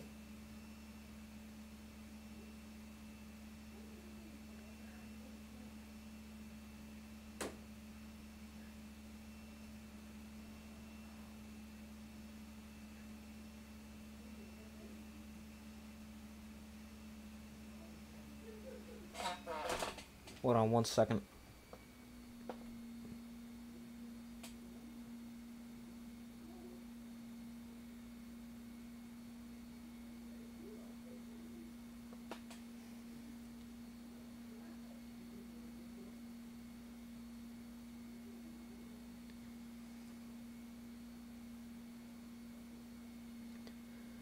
Alright, this is a really long commercial break. Let me just make sure I am live here. I think so. Oh, okay, apparently I wasn't. Because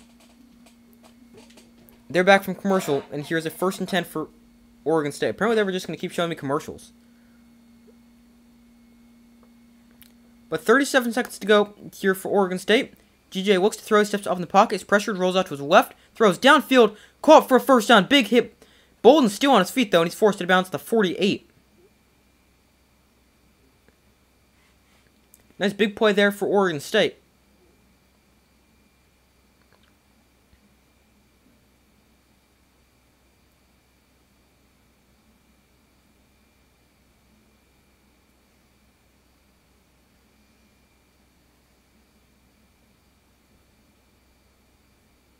But 28 seconds to go.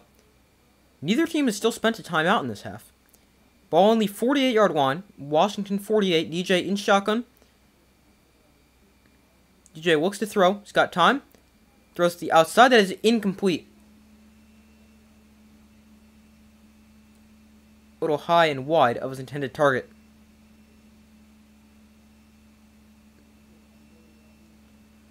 So here is a 2nd and 10 with 24 seconds to go.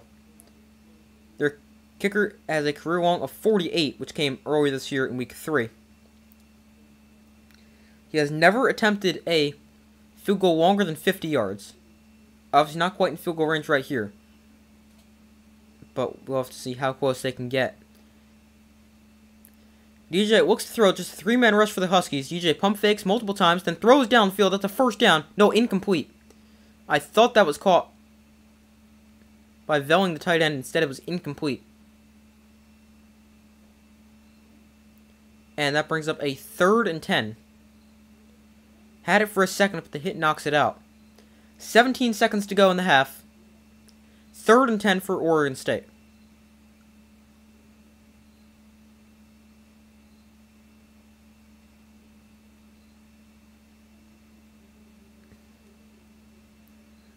So here's a 3rd and 10. DJ looks to throw. Washington brings pressure. DJ throws down the field. That is knocked away. Nice play made by Jabbar Muhammad. He's been really good so far for the Huskies today.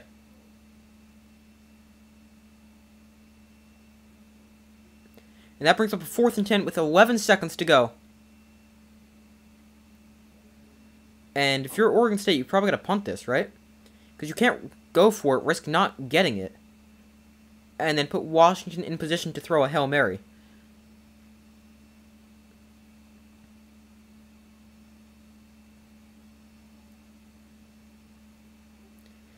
So we've got a timeout called by Oregon State. The first timeout either team has spent this half.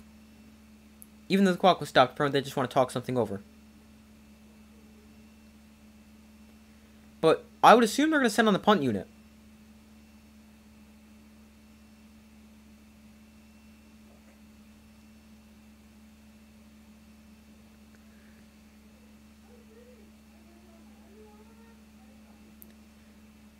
Alright, so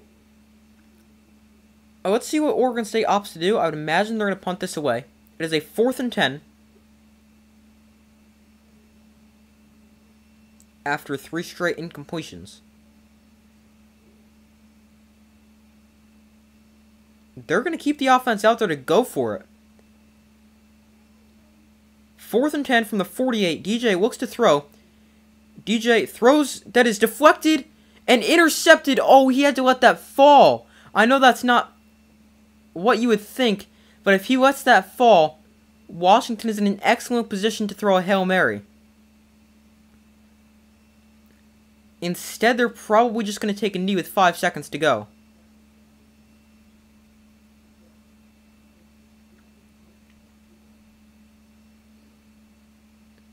It was deflected and intercepted by Muhammad.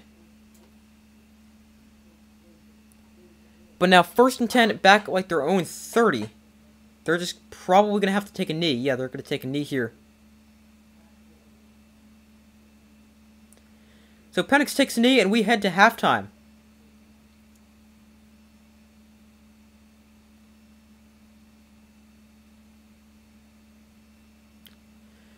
So Oregon State will get the kickoff to begin half number 2, but we head to halftime and Washington has a 12-point lead, 22-10.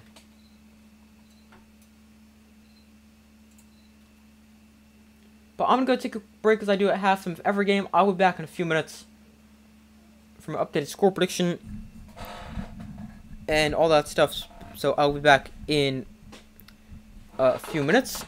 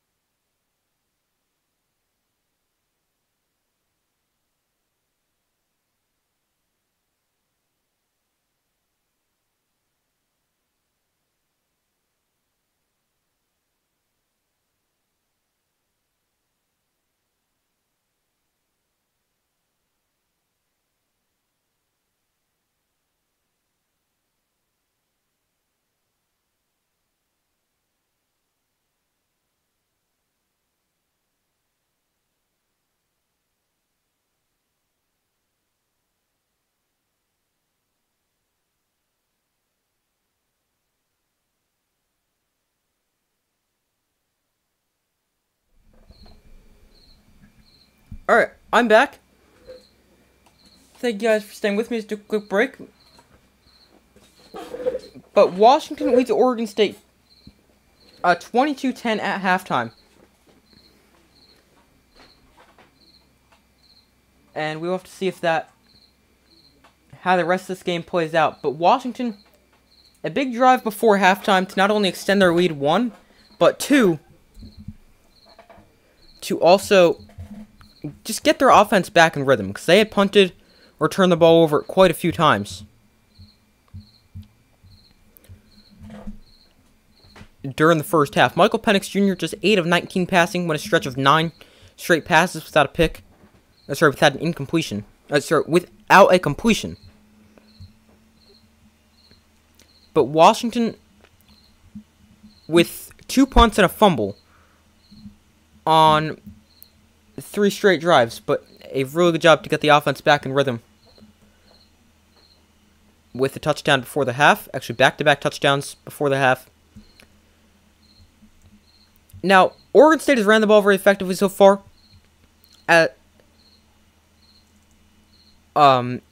They've got 106 rushing yards on 18 carries. I've got to do the math myself because that's 5.8 yards a carry. But I have to do the math myself because they count the one that the punter kicked out of the back of the end zone. The safety, they count that as a rush of minus 40 yards. But Damian Martinez running the ball extremely effectively. 12 carries, 80 yards, and a touchdown. And then that is really what Oregon State needs to do in the second half of this game. And then Washington ran the ball well as well. Dylan Johnson, 11 carries, 73 yards, and probably more had he not fumbled. Michael Penix Jr. also with 3 carries, 22 yards, and a touchdown. But both teams were very good. Rome Odunze having a great game, 5 catches, 79 yards, 2 touchdowns. About what you'd expect from these two teams to open things up in the first half.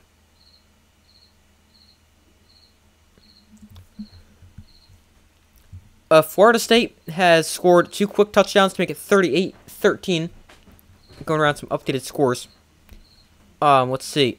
Kansas has the lead over Kansas State, still 27-24. LSU's retaking the lead over Georgia State, 21-14, and Iowa State and Texas still tied at 3, nearly at halftime.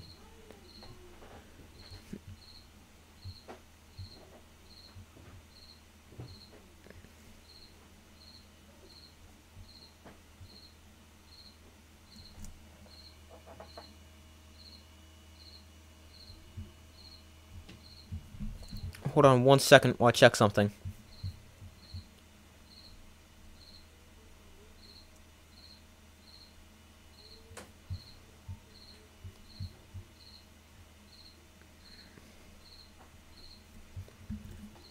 Alright, but going over stats from the first half. Passing for Washington, Michael Penix Jr., 8 of 19 for 109 yards and 2 touchdowns, no picks.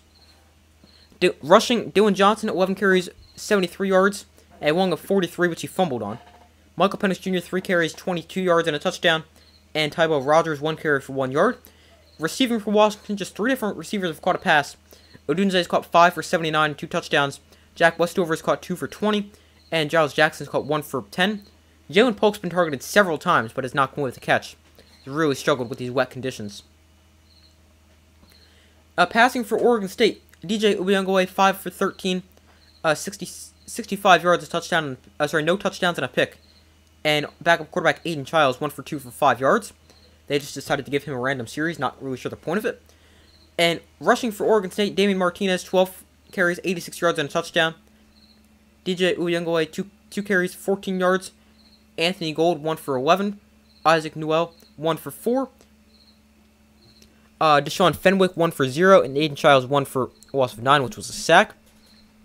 And receiving for Oregon State, Silas Bolden, 3 catches, 42 yards. Anthony Gold, 1 catch for 14. Josiah Irish, 1 for 13.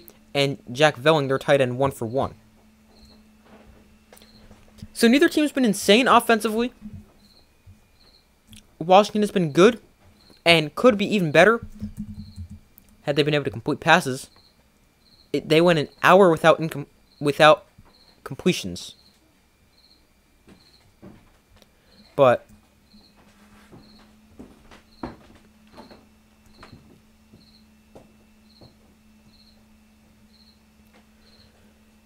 we will have to see how the rest of the game plays out. My original score prediction was 38-31 Washington. But now we will have to see how the rest of the game plays out. If I had to go with an updated score prediction, I'm going to stick with Washington. I don't think either team will really hit... Well, I think Washington will hit the 30s. I don't think Oregon State will hit the 30s. So let's go Washington by a score of 36... Actually, let's give them 39. Let's go 39-27. Washington beats Oregon State. Now, I've been thinking with Washington, I think they need to be ranked a lot higher than 5. I think if they go and beat...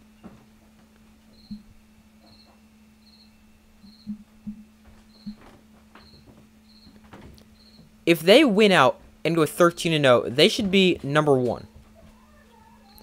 And now, if they are 13-0 with 2 wins over Oregon, a win over Oregon State, Utah, USC, and Arizona. I may be missing a team in there, but I don't think I am. That should be easily the best team. There's no team with a better resume than that. And then you've got... But now, what I'm saying is that is easily the best resume in the country, and it's not even close. Georgia's got a decent resume if they go 13-0, with wins over Alabama, Ole Miss, Tennessee, Missouri. Also wins over Kentucky and Florida are kind of not great. But my thinking is, I don't know if they're going to make Washington the top team, because if they keep ranking them 5, I mean, maybe they'll drop Florida State down and put Washington at 4, with the win and potentially Florida State losing Jordan Travis, likely with them losing Jordan Travis. But my thinking with that is, how can... I don't think they're going to rank Washington 1, even though they should be, because if they start over from their rankings every single week and don't take any count to last week's rankings for the committee, why is Washington still here at 5? Because they've beaten Utah last week and USC the week before. Now, let's say they win out and go 13-0. They're not going to jump them from 5 all the way up to 1, because 1 win isn't going to do that. So, I mean, that's where it kind of gets really interesting. But we will have to see what the committee ends up doing. But I think Washington should easily be ranked number 1 should they win out. Still have the best resume of anybody in the country, and it won't even be that close. So I'm pulling up Washington's schedule right now.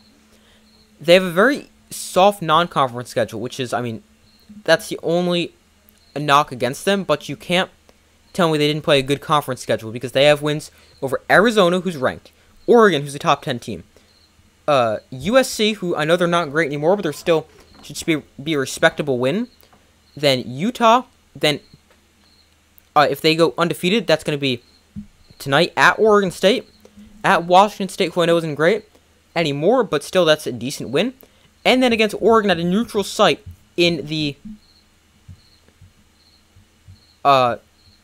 championship game, the ACC, Pac-12 championship game.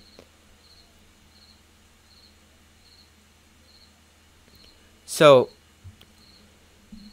I don't think there's a better resume than that. They will have more top 25 wins than anybody in the country.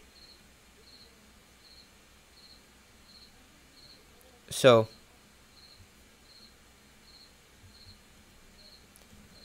we'll have to see how that ends up playing out.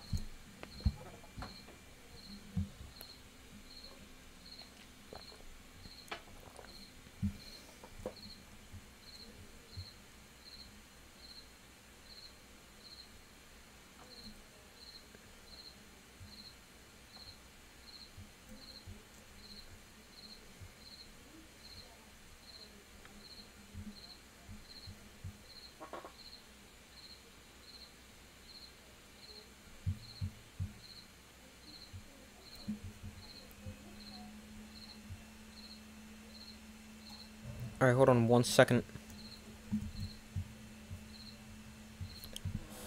Alright, but still waiting for them to begin the second half. Unless they just keep me at commercials. No, they're still at halftime. Let's see. Any updated scores from around the country? Florida has scored a touchdown to retake the lead over Missouri. It is now 14-13 in that game. LSU has extended their lead. It is now 28-14. They had a 70-yard catch and run for Brian Thomas Jr., their star receiver. That is how they scored.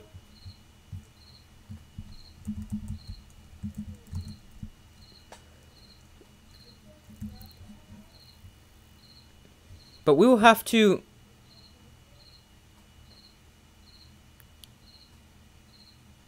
wait and see how the rest of the season plays out. And also, how much longer until the second half starts? Because I feel like, I know college halftimes are very long, but I mean, this is really long.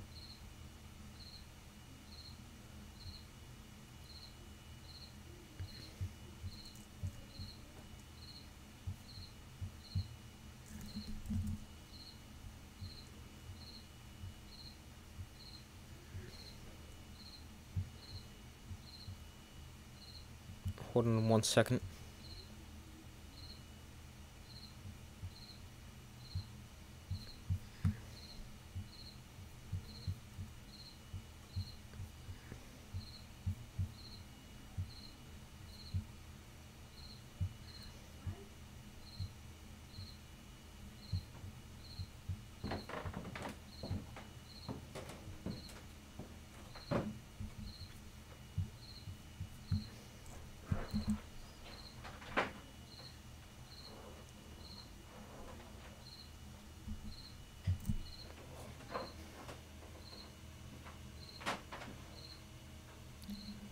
Alright, but still waiting for them to begin the second half. If you guys have an updated score prediction, let me know in the comments. My updated score prediction is 39 to 39-27 Washington.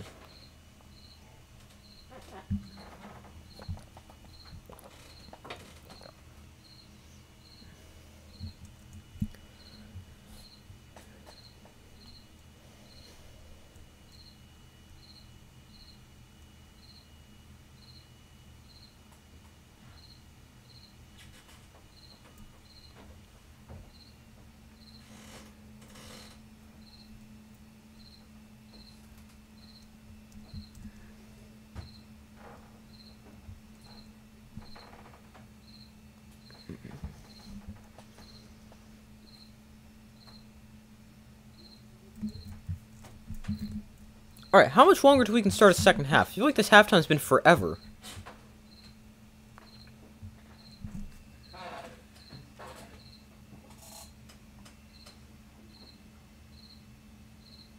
It's been a halftime for about 19 minutes.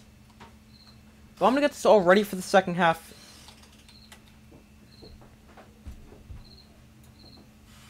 Oregon State will get the football as well, which is kind of big because they're trailing at the moment by 12. Which, I mean, it isn't the end of the world, but you can't really fall behind too much against a Washington offense that just keeps scoring and scoring and scoring.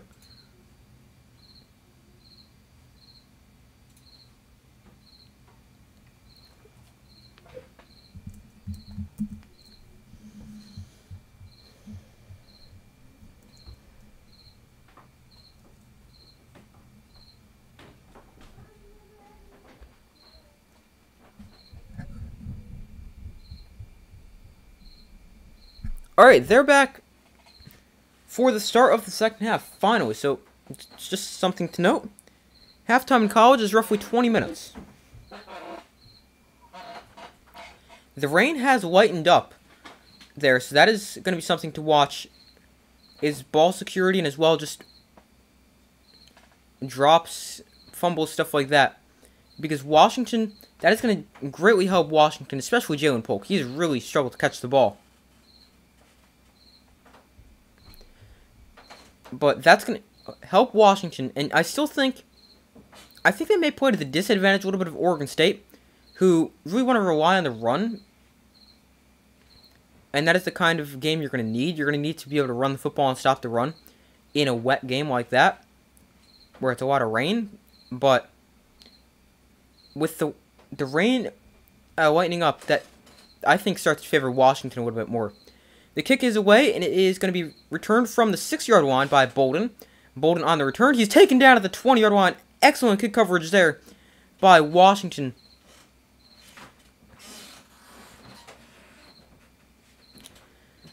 But Washington leads this game 22-10 in the second quarter. In the third, as we enter the third quarter.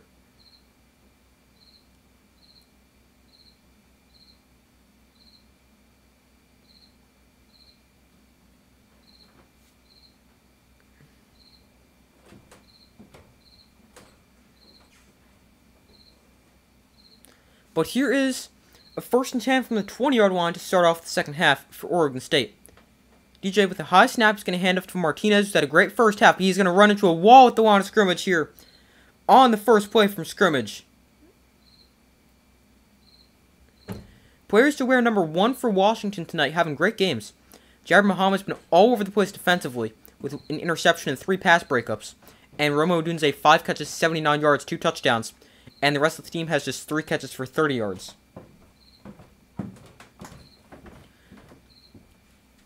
So here is a 2nd and 10.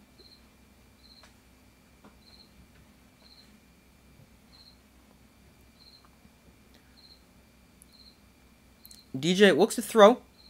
Throws to the outside. That is incomplete. Open receiver. Just a inaccurate throw from DJ. And that brings up a 3rd and 10. An early 3rd down here in this 4th quarter.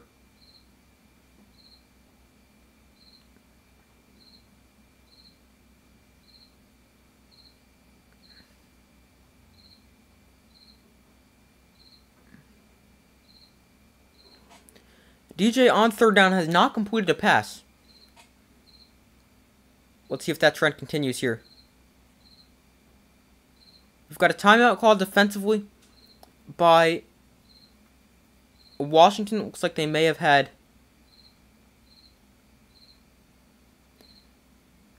too many guys in the field or something like that. But Washington played a great game defensively in the second half last week. I wonder if that will continue great in the second half this week. They did not allow a single point in the second half last week against Utah. And they played a pretty good first half defensively, all things considered, against what actually is a pretty good Oregon State defense, or offense.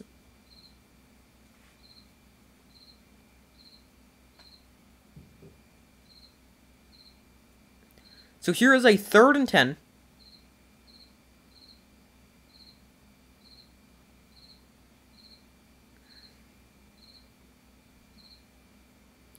Third and 10 from their own 20. Obvious passing situation here for Oregon State. DJ looks to throw.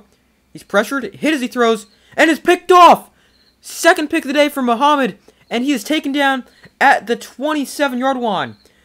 2 picks on the last 2 drives for Oregon State. Both of them have come right to Jabbar Muhammad having an insane game for Washington. Braylon Trice with pressure, and Jabbar Muhammad with the interception sets Washington up excellent field position. Just undercuts the route and is able to pick off the pass for the 2nd time today. 2 of Washington's star defensive players making an impact there. Trice putting a hit on DJ Uyunglele as he lets that one go.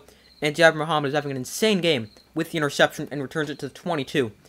So 1st and 10 here. Penix in shotgun. Jalen Polk in motion. where he hands off to Dylan Johnson running left. Johnson is taken down at the line of scrimmage. There's a flag that comes in. This is most likely going to be a hold. That's going to knock him back to 10.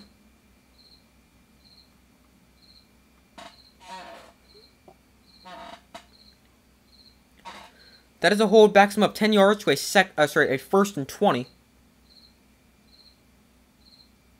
It's on the tight end Moore. Not necessarily the way Washington wanted to start this drive after the interception.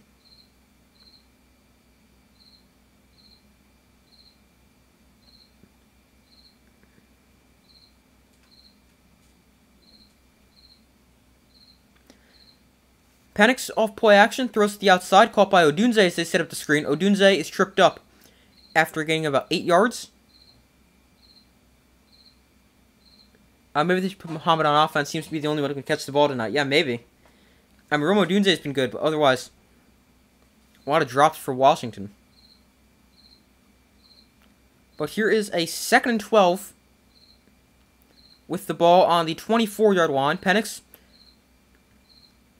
looks to throw, throws to the outside quickly. That is a sliding catch made by Westover for a gain of 4 to the 20-yard line to bring up a 3rd and 8. Westover has also been solid from a tight end spot for Washington.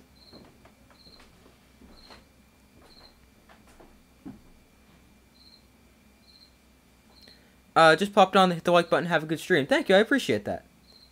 Thank you very much. And I hope I do have a good rest of my stream. Thank you. Thank you for that. Greatly appreciate it. But here is a 3rd and 8. Penix looks to throw.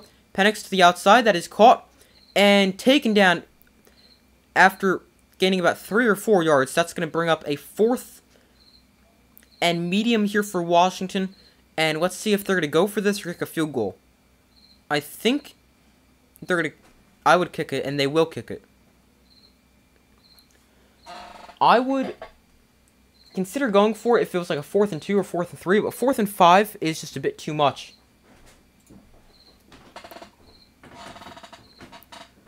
This is a 34-yard field goal for Grady Goss. Or Grady Gross.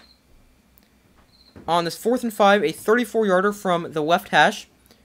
And this is going to get back up to be 39 yards. As we have early movement by Washington up front.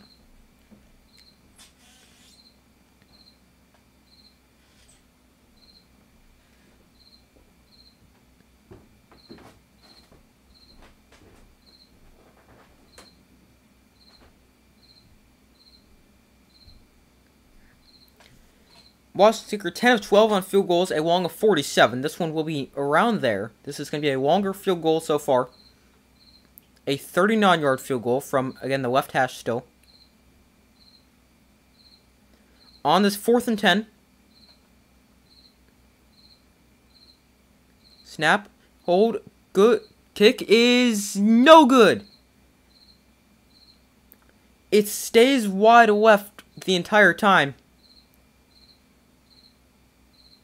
And Washington unable to capitalize off the interception. The holding penalty just sets them behind the sticks, and they're unable to get any points off the turnover.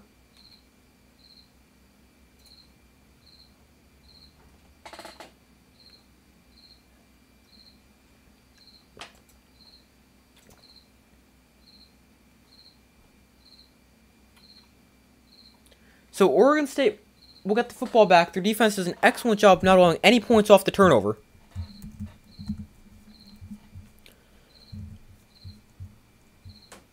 And Oregon State gets the football back with pretty good field position as well after the missed field goal. Trailing by 12. Let's see, where will they get the ball? I'm not completely sure. Maybe their own 30-ish, somewhere around there. But let's see, any updated scores around the country? Let's see, we've got LSU leading Georgia State 35-14, that game just before halftime. Texas and Iowa State, very, very low scoring. Texas 6, Iowa State 3 at halftime. Missouri's retaking the lead over Florida, 20-14. And Kansas State playing a good game. Same score though, 27-24 Kansas. And Florida State, without Jordan Travis, has continued to beat North Alabama 45-13. Oh, I did not want to close that. Hold on.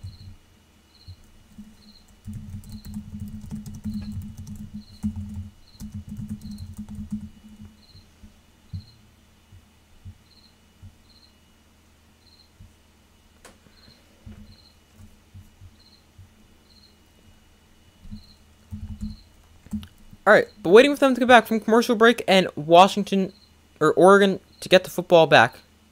Oregon State, sorry.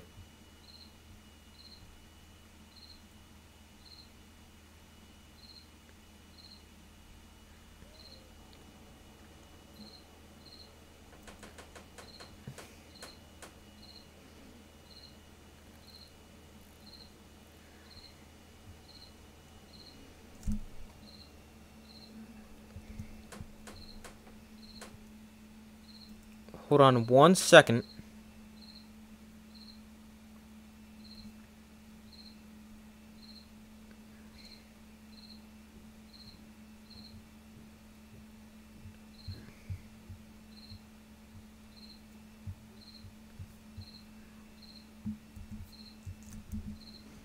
Alright, but waiting for them to come back from commercial break here as we see Washington miss a field goal.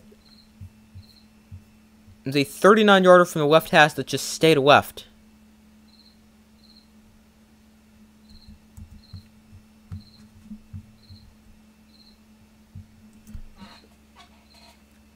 Alright, so here is a 1st and 10 from their own 22-yard line.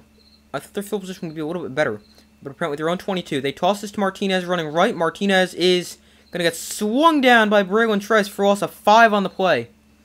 A big loss there.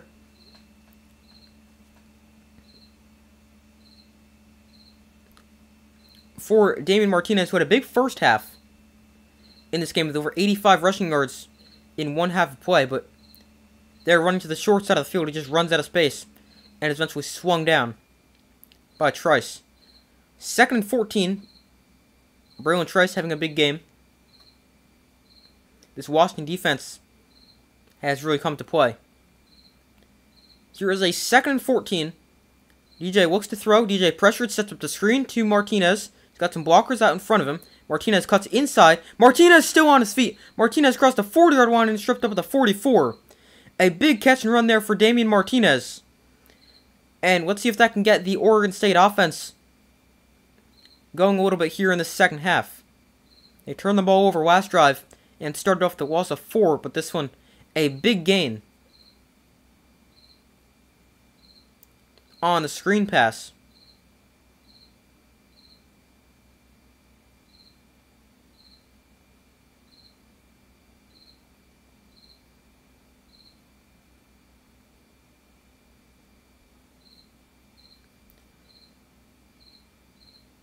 We've got two Washington players who collided on the play are both slow to get up, but both are walking off the field. Hopefully they're both okay. Washington's defense has been quite good so far today. I mean, just 10 points, multiple turnovers forced. They have gotten beat on the ground, but overall, I mean, when you consider everything, it's the points that matter. How much you give up. So it's been a pretty good game defensively for Washington so far.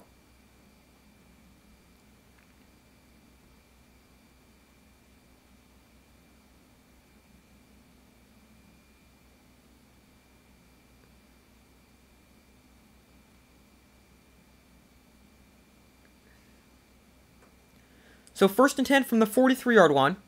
DJ under center. It's going to throw this one outside.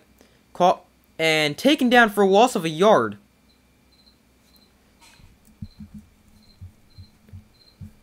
Is Anthony Gold. Tried to set up the screen on the outside. Just did not work. Looked like it may have been an RPO. DJ opts to throw it outside. He's taken down for a loss of a yard.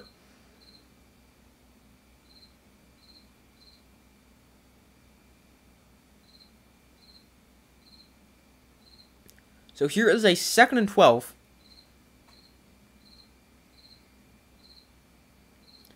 From the 41s, they lose 2 on the play. They go back to the ground here with Martinez. Makes a cut. Martinez is going to spin his way right into a defender and pick up only 2. That's going to work up a 3rd and long here for Oregon State in an obvious passing situation. These are obvious passing situations Oregon State really wants to stay out of because of their run game. Plus, DJ's thrown 2 picks on the day.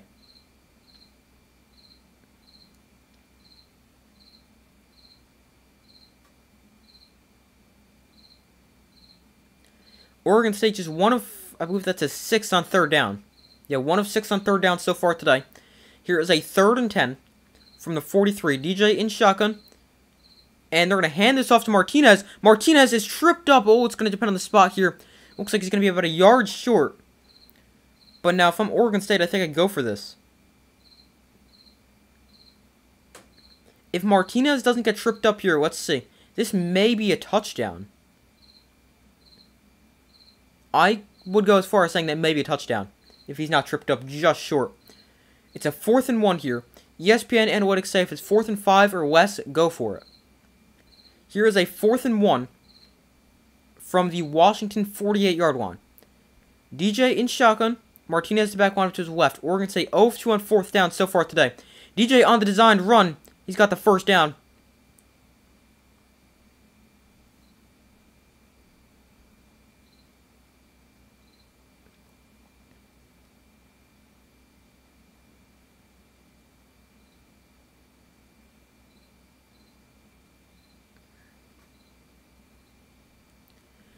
So DJ Uyunglele picks up the 1st down on the quarterback keeper, and here is a fresh set of downs for Oregon State. Their first 4th down conversion of the day. They were 0 for 2 coming into that play. 1st and 10 at their own at the Washington 45. DJ looks to throw off play action. He's got all day to throw. Throws down the field. That is incomplete, inaccurate throw. He hasn't been great passing so far today.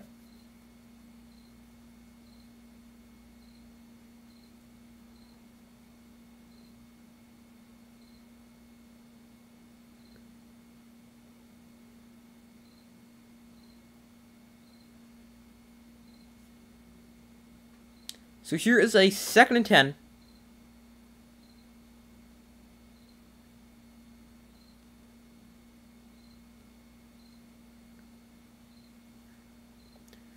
So 2nd and 10 from the 45. DJ going to hand off, running right with Martinez. Martinez is going to break a tackle and gain 7 on the 2nd down carry.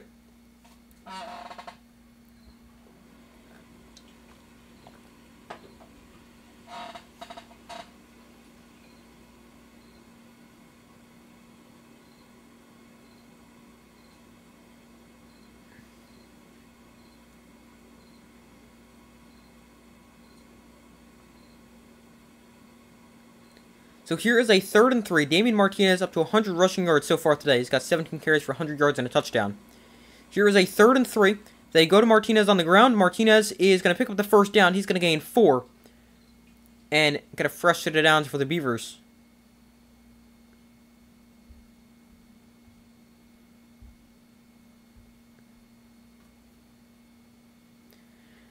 This is Damian Martinez's 6th game with at least 100 rushing yards. That leads the Pac-12.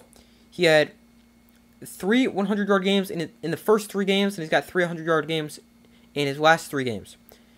Currently a 9-play, 45-yard drive for Oregon State. 1st and 10 at the Washington 33-yard line. DJ under center. They will keep it on the ground, and this time with the backup running back is taken down for a big loss. Ends up getting driven back for like 10. Forward progress got him to the 2. Braylon Triggs just had a huge game for Washington. I'm going to take him down for a loss of about 2 or 3.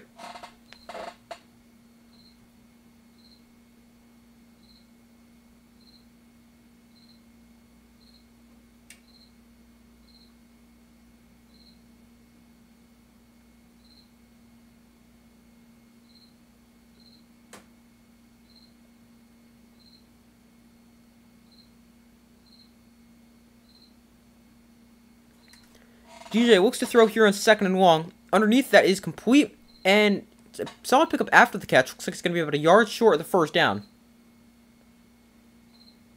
Yeah, it is going to be a 3rd and 1.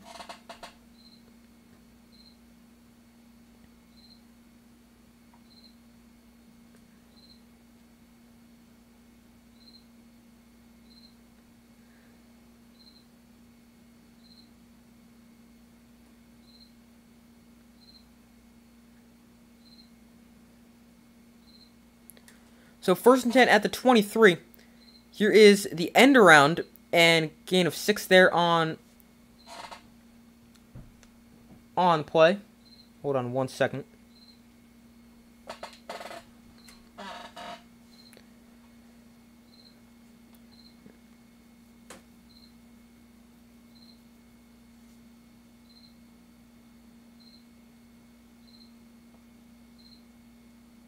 So 2nd and 4, currently a 12-play drive for Oregon State. 8 rushes, 4 passes.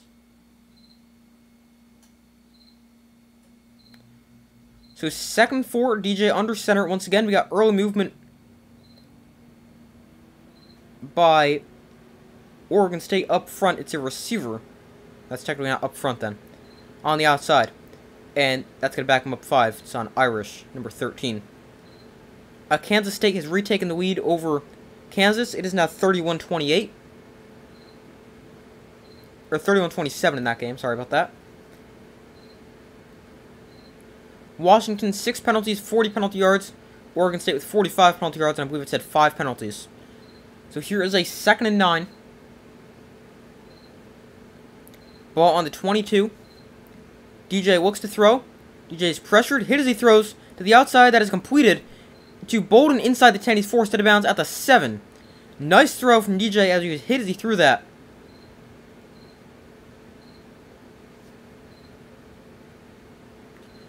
First and goal for Oregon State.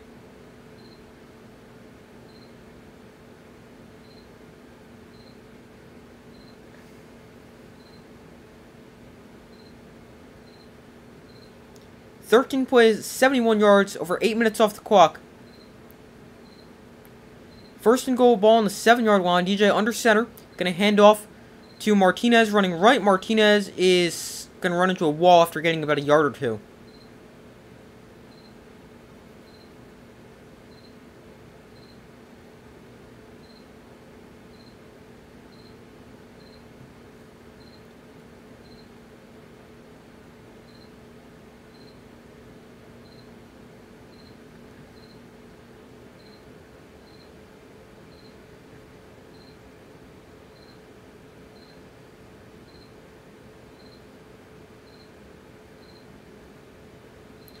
So here is a 2nd and goal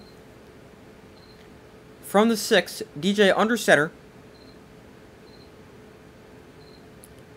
DJ off play action. Throws to the end zone. Incomplete. There's a flag on the play.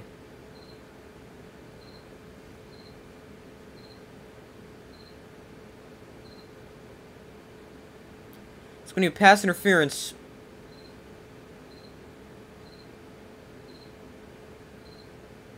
Yeah, that is interference.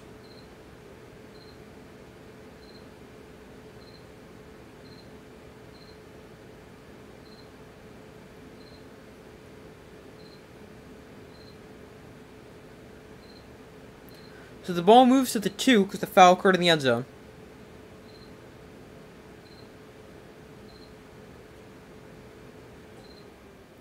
So 1st and goal from the 2-yard line. They go I formation. We're going to hand off to Martinez running right. Martinez is stopped at the line of scrimmage. A flag comes in as well.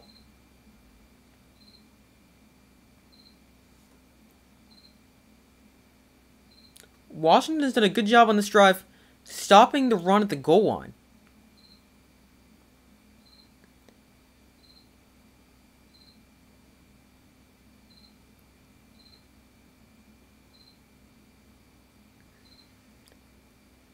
And we've got a holding call on Oregon State that's going to back them up 10.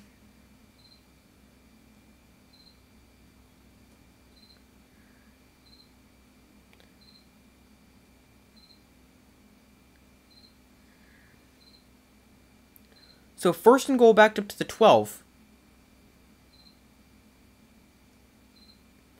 DJ looks to throw. Now he's going to tuck it and run. DJ is going to power his way ahead to the 5. 7-yard pickup on the scramble.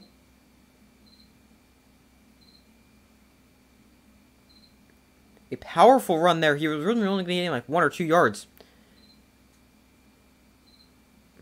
But just keeps powering his way ahead, bouncing off defenders. 15-play, 73-yard drive that is taking nearly 10 minutes off the clock here in this third quarter for Oregon State.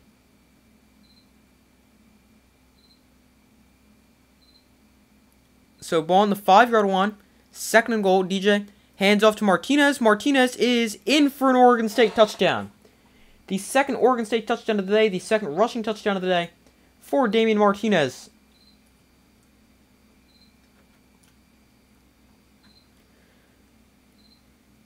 Oregon State makes it an 8-point game. No. A 6-point game. An extra point will make it a 5-point game.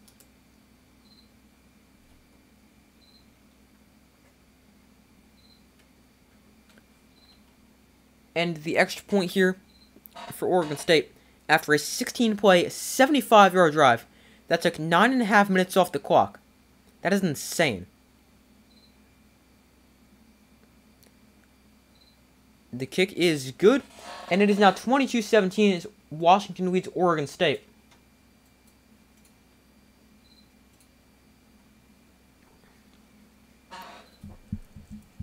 When you factor in penalties, they moved the ball 93 yards on that drive. That is insane.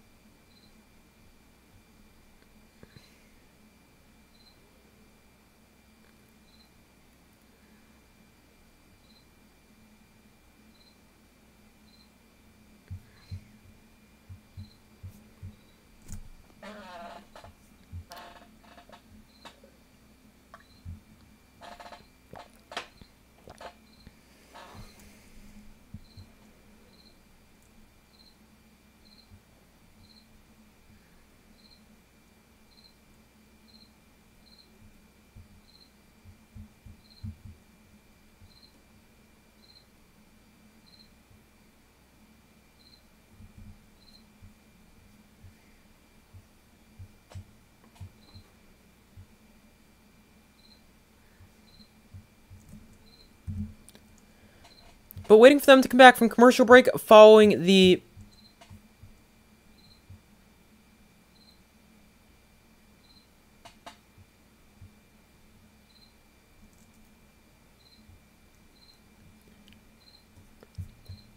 Oregon State touchdown to cut it to a 5-point game as Washington leads 22-17.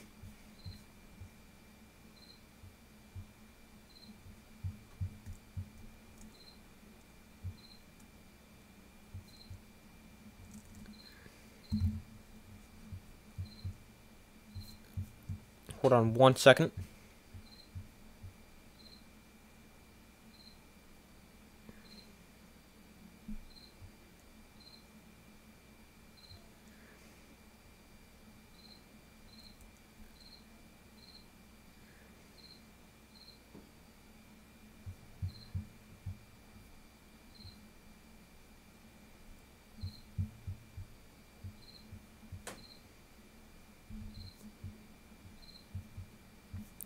See if there's any updated scores around the country. Florida State not having a problem without Jordan Travis this week, 52-13. Texas and Iowa State, 6-3 still midway through the third. Missouri, Florida in a close game, 23-21. With about 3:50 to go in the third quarter. In this game, we got about a minute to go.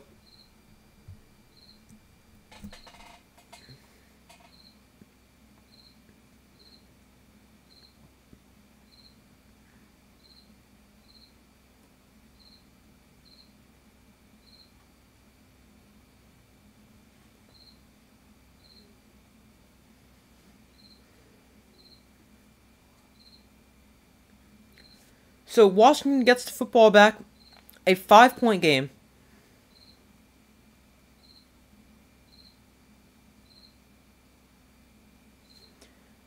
Oregon State is really lucky that they're not down by more, because their defense was able to force a missed field goal following the interception thrown to open up the half. And now it's only a 5-point game. But Michael Penix Jr. and the Washington offense back onto the field. And they go to commercial again. Wow, we saw a kickoff that didn't even see a return, and we're back at commercial. That's some impressive commercial there.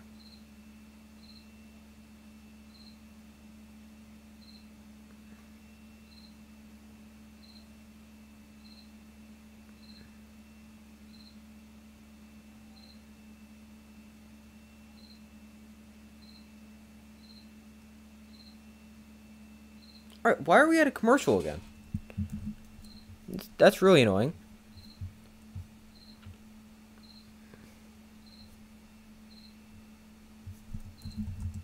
But they're at commercial again.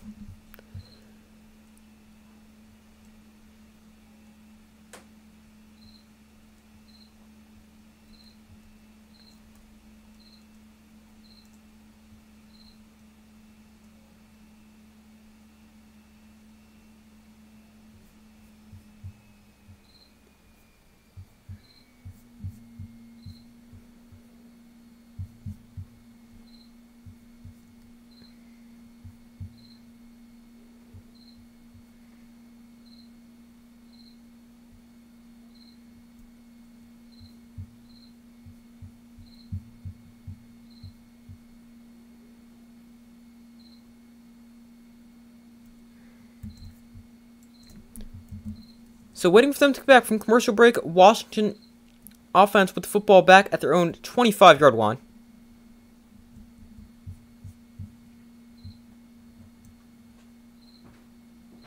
I don't understand why we're back at commercial.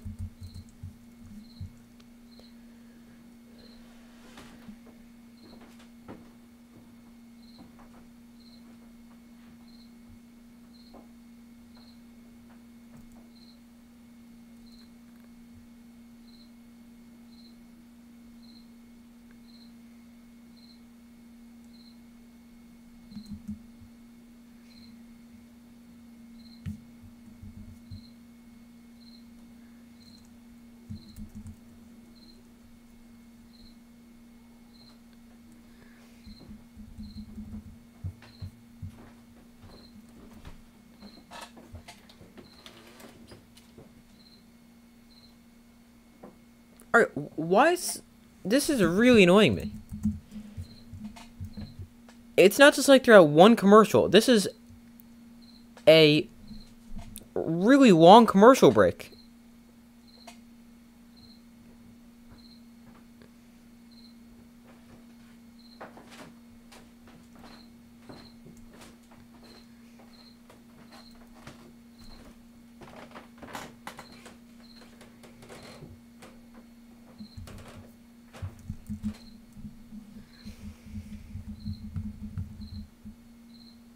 Alright, now they're back from commercial.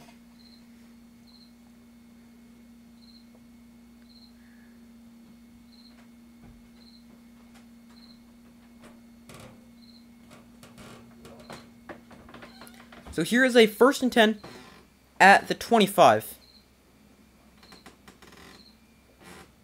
Penix in shotgun.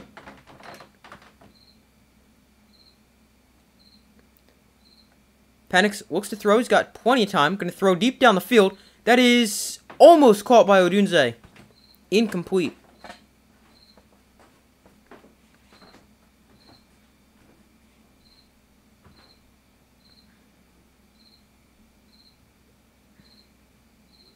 That was a really good coverage.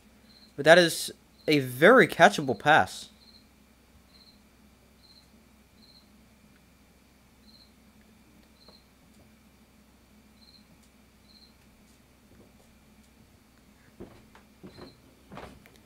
So here is a 2nd and 10 from the 25. They go to the ground here with Dylan Johnson. Johnson going to bounce this all the way to the outside. He's back to the 15. Johnson chopped down at the 22. A loss of 3 on the play.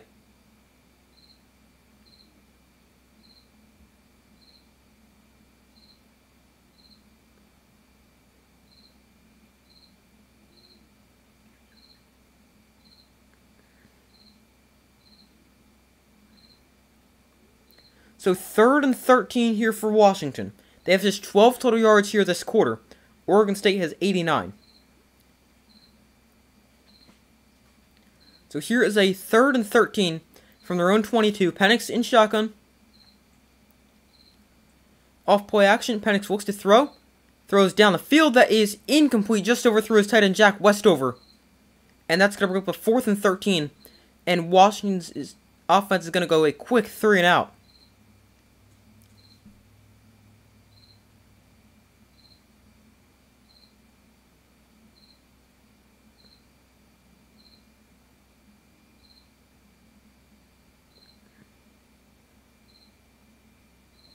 Florida State won. Okay, so I saw they were up big, but now the game's officially over.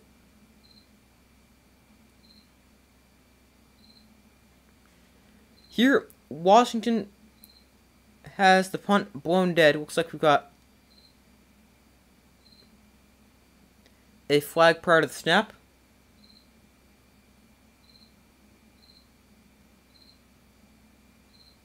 It is a false start.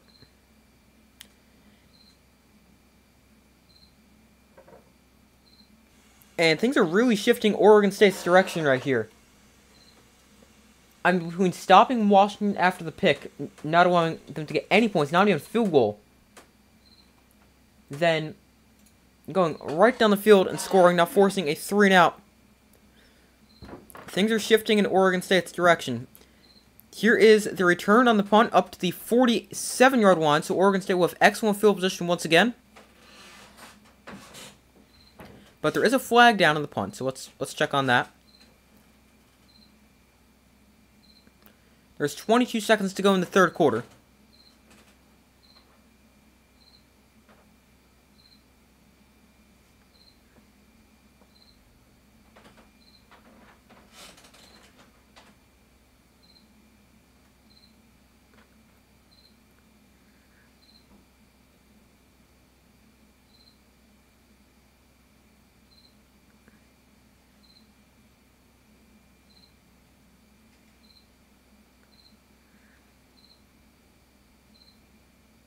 After the play, we got a personal foul. Unnecessary roughness on Oregon State.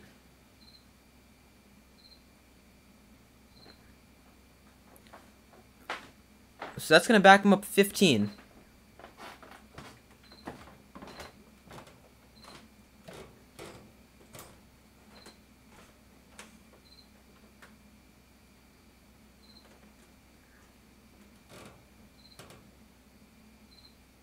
Two guys just got tangled up after the play and kept going at it.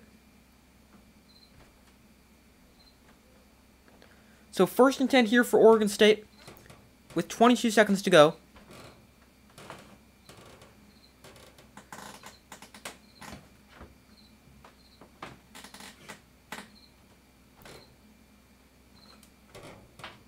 So they started their own 33.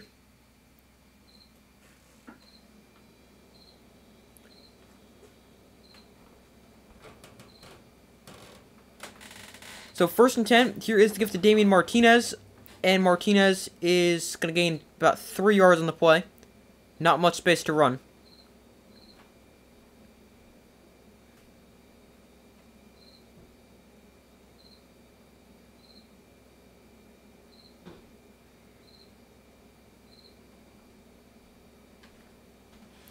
And that brings us to the end of the 3rd quarter. So Washington leads this one 22-17 as we head to the final quarter of play. The last 3 games between these two teams have been within 6 points. This one looks like it's headed in that direction as well. Very close game. As we head to the 4th quarter. And while we head to the 4th quarter, updated score predictions, or updated scores around the country. Kansas State and Kansas is still the same, 31-27. Kansas State. Missouri leads Florida 23-21. Texas leads Iowa State 13-3. And LSU leads Georgia State 35-14. And as I said a second ago, Florida State won. They won 58-13.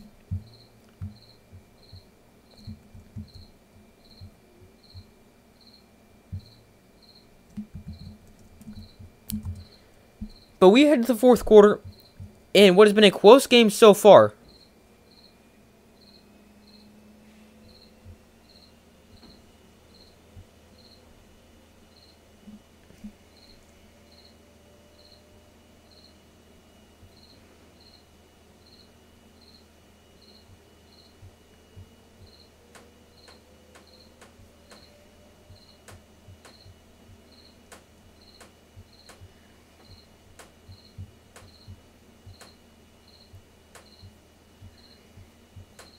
Hold on 1 second.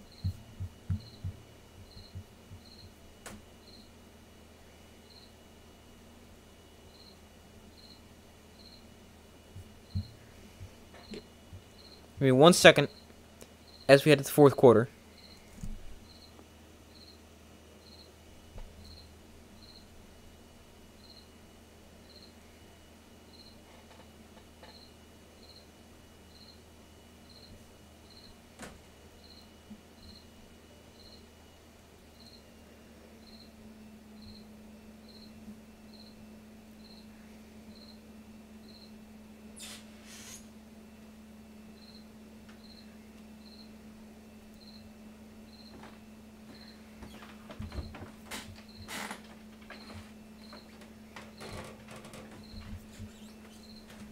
But waiting for them to begin the fourth quarter, Oregon State with the football at about their own 35-yard line or so, somewhere around there.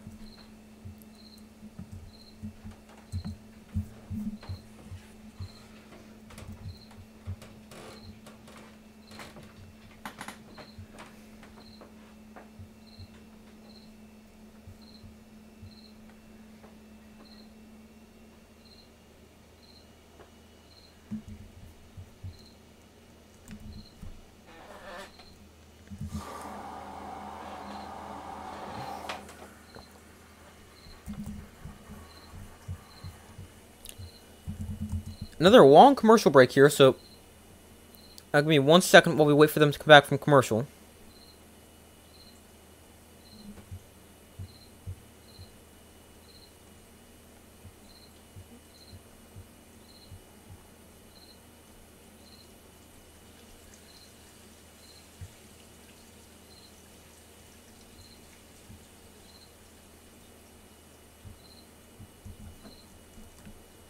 Alright, they're back from commercial break. Oregon State at home. They're on a 9-game home winning streak, 16-1 in the last 3 seasons. They have 9 top 10 wins since 2000. 3 of them have been top 5 wins. And they've won 3 of their last 4 games against top 10 opponents.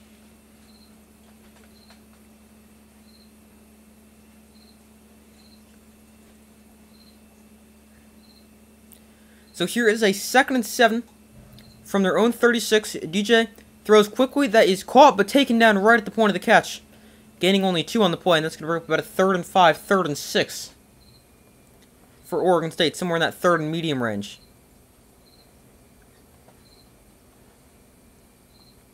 What's at stake? Washington clinched the Pac-12 title game appearance with a win, and Oregon State is seeking their first top 5 win since 2008. So here is a 3rd and 4 for the Beavers at their own 39. DJ in shotgun. Washington shows blitz. It's a designed quarterback run, and DJ is taken down after gaining only 2 yards. Nice play there. I think Washington's seen that quarterback run on 3rd down just a few too many times. Knew what the potential of it here.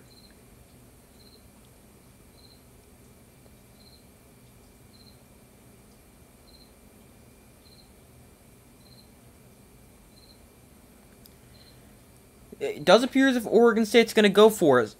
ESPN analytics say if it's 4th and less than 4, go for it. It's a 4th and 2. I'd expect them to run the ball right here. It's another quarterback run, and DJ gets it. He's still on his feet, spinning his way inside Washington territory. DJ powering his way all the way down to the 32. DJ will go a huge 4th down run. Washington stopped him on 4th down 1 time. Could not stop him this time. Or stopped him on 3rd down the previous play. Could not stop him this time. And a big run there for DJ Uyunglele in Oregon State.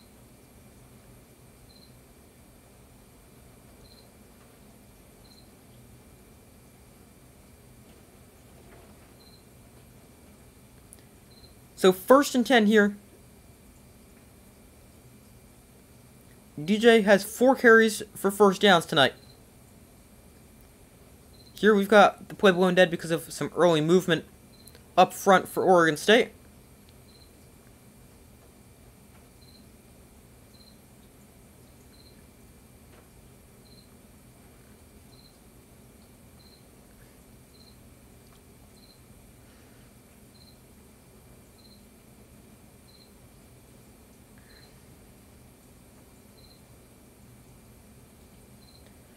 So here is a 1st and 15.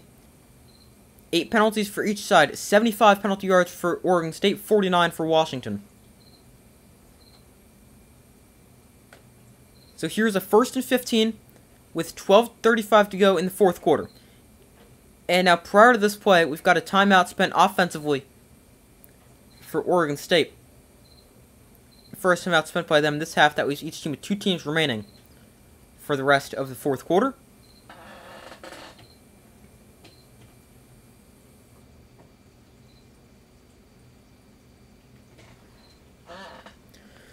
So they go to commercial after the timeout, but Oregon State with a 1st and 15 after the penalties. They've got the ball on the Washington 37-yard line, putting together a pretty good drive, a crucial 4th down conversion.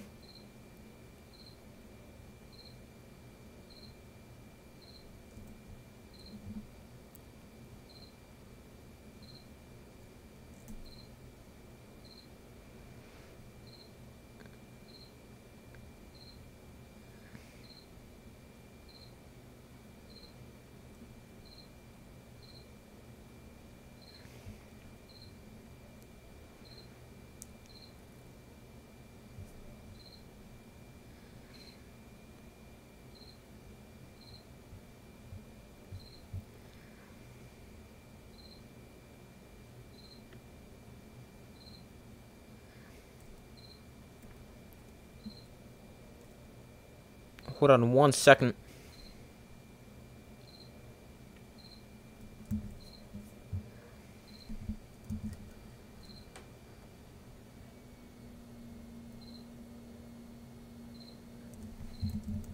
But still waiting for them to come back from commercial break after the timeout.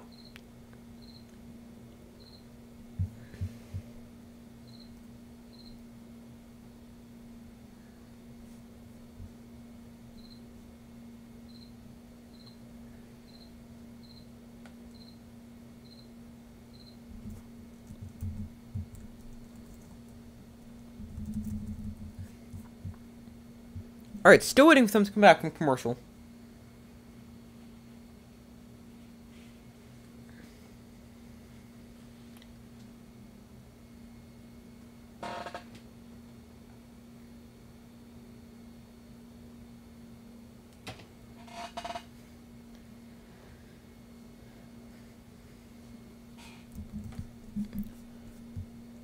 Let's see if there's any updated scores while we wait for them to come back. Missouri's now taking the lead, or extended their lead over Florida. It's now 29-21.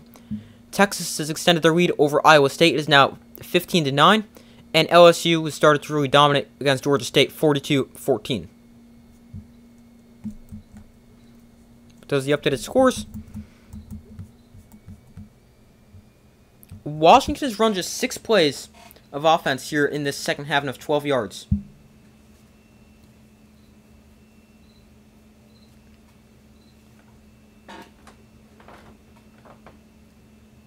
So here is a 1st and 15 for Oregon State. 12:32 to go in the in the 4th quarter. They go I formation. DJ goes under center so often.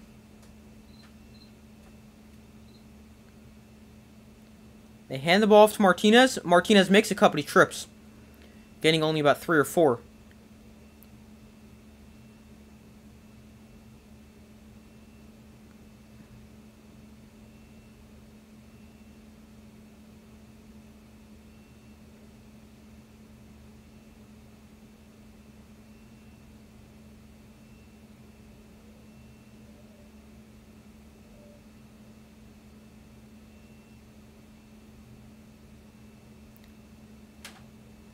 So 2nd and 12.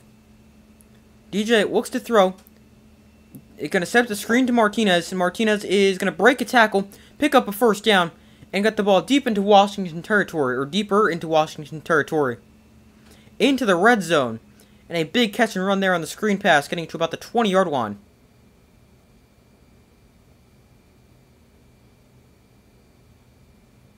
Actually make the 15 before he was taken down. Nice screen pass there. They've had two really nice screen passes. By the way, Kansas State and Kansas, that game is final. Kansas State has defeated Kansas 31-27.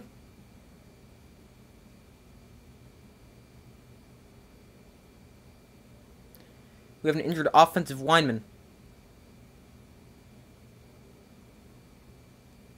For Oregon State, hopefully he's okay. That could be a big loss because we all know how good their offensive line is. That was a 19-yard pickup there for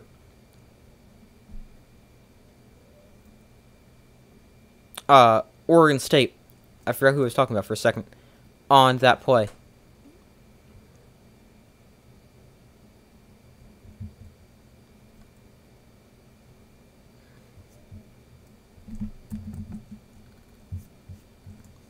So waiting for them to come back from commercial breaks, they take the time off the injured player. Obviously, hopefully he's okay as well.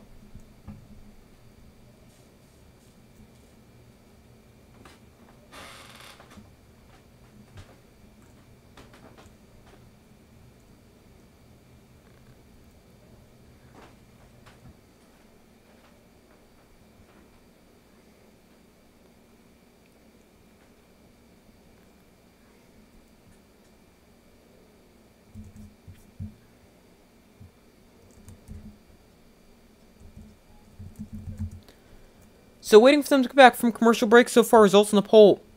This game, 56% of guys said Washington won, 44% have said Oregon State. Make sure to vote if you guys have not already done so.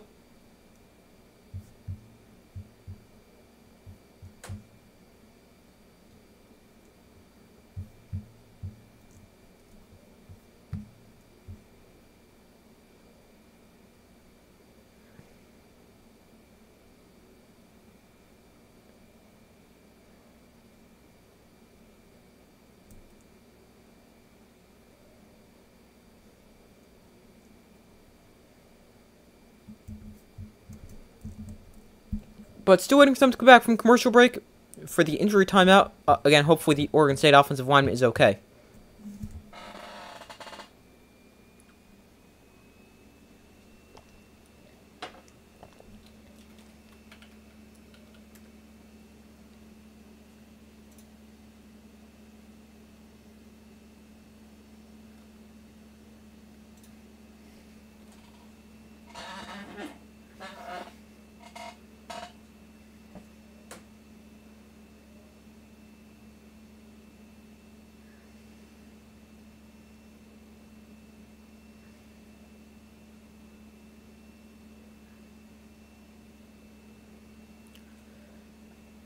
Look at the top 10 in the college football playoff rankings from Tuesday. Georgia, Ohio State, Florida State all dominant in wins.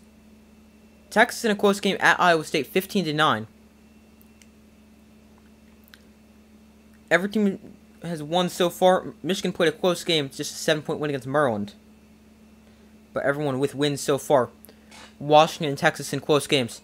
DJ hands off to Martinez, was taken down in the backfield. Number 91 for Washington. I don't even know how to say his name, and I'm not going to try. This is like 30 letters long. But he has had a monster game. He's on a snap count because of an injury he suffered back against the Oregon game. They're averaging just 3.4 yards per rush when he's on the field this season, because I couldn't tell the number when he's not on the field. They took it away too quick. Here is a 2nd and 12 from the 17. DJ looks to throw. DJ is got plenty of time. Throws to the end zone. Incomplete. Diving receiver could not haul it down. I don't think he would have gotten a foot down either. Goal the intended target. Could have been called for a hold there. A little bit grabby.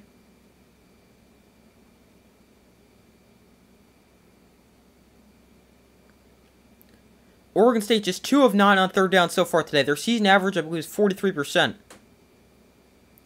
Here is a 3rd and long. A 3rd and 12 for Oregon State at the 17. 10:52 to go in the 4th quarter. DJ looks to throw. He's pressured instantly. DJ throws to the outside. Incomplete.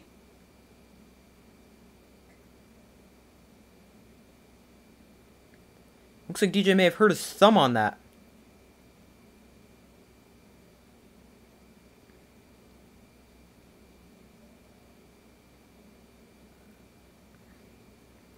Braylon Trice with a hit on DJ as he lets that one go. Braylon Trice has been really good today. And here's a 35-yard field goal for Oregon State to make it a 3-point game. And the kick's on its way, and it is going to drift just on into the uprights. 22-20. Washington leads Oregon State. Nice job to get the stop and hold him to 3 there for the Washington defense. As DJ Uyunglele gets his thumb looked out on the sideline, though he appears to be okay. Which is definitely a good thing for Oregon State.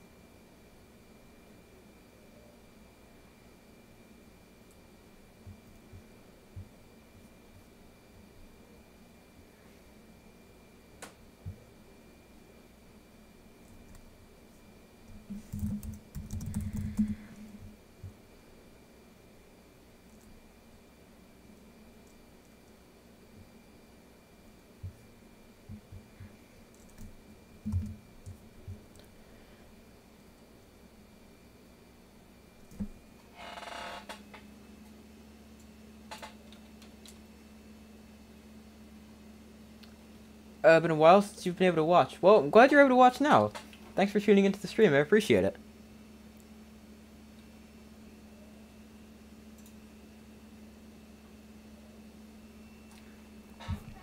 But waiting for them to come back from commercial break here, Washington leads Oregon State 22-20 with 10:40 to go in the 4th quarter. Washington has run just 6 plays. They have 2 3-and-outs in the second half.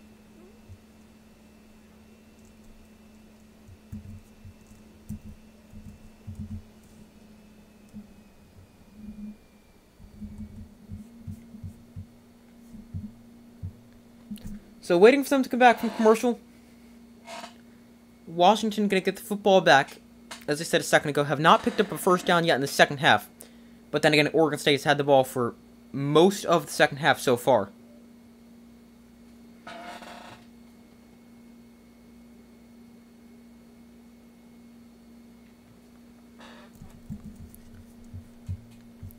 Let me add up the math while we wait for them to come back from commercial break. We've played about 20 minutes in the second half. Oregon State has had the ball for... What? Let me count. Hold on. Or do the math.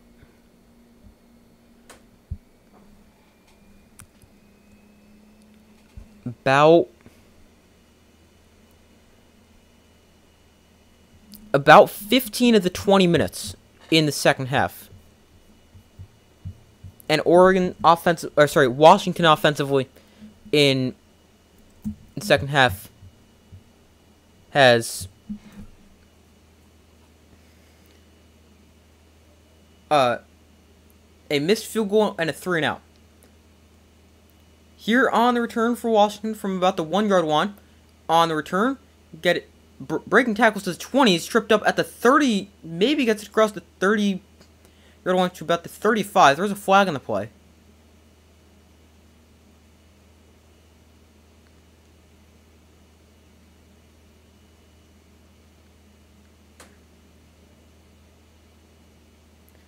During this run, we got a hold on Washington, so that's going to back them up.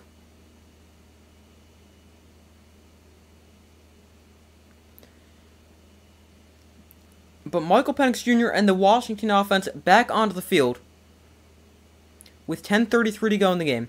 Michael Penix Jr. hasn't been great. 11 of 24 for 124 yards and 2 touchdowns. But he has not been helped out by heavy rain to start off the game.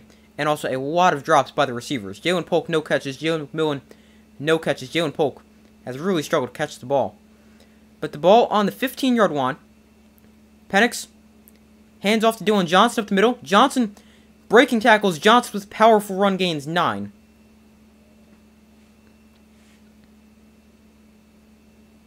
They have ran the ball somewhat effectively.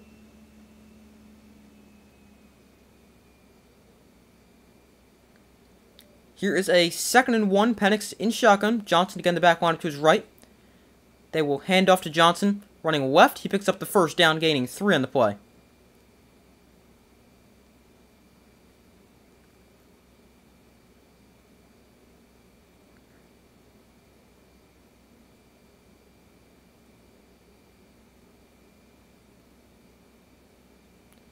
Johnson lost a fumble earlier in the game at the goal line, but then Washington forced a fumble and was able to score a touchdown right off that, so didn't really end up hurting them.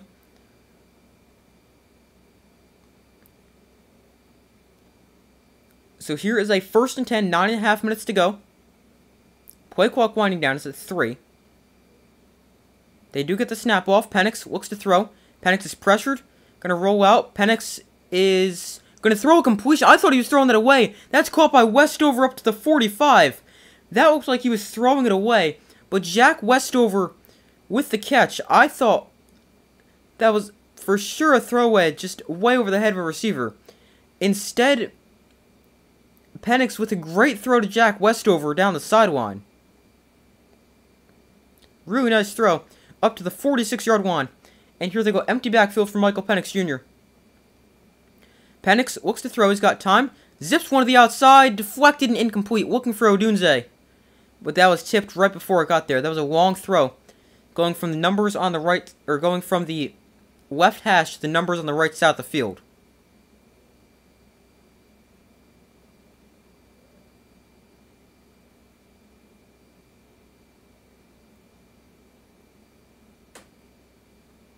So here is a 2nd and 10 from the 46. Penix in shotgun with the back line to his left. Westover the tight end in motion. Here they're going to hand off. And on the handoff, it's going to be about a gain of 3. That is to Nixon, number 8, as they give Dylan Johnson a rest. Will Nixon, a running back / receiver, a sophomore from Waco, Texas, on the carry there. Here is a 3rd and 7.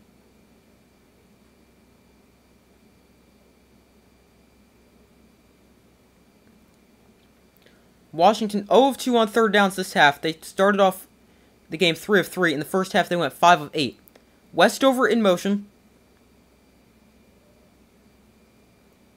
Play clock at 5. Ball on their own 49-yard line. Penix looks to throw. Oregon State brings a blitz. It's picked up. Penix to the outside, way over the intended target's head and incomplete. Bernard, the intended target. He had time against the blitz.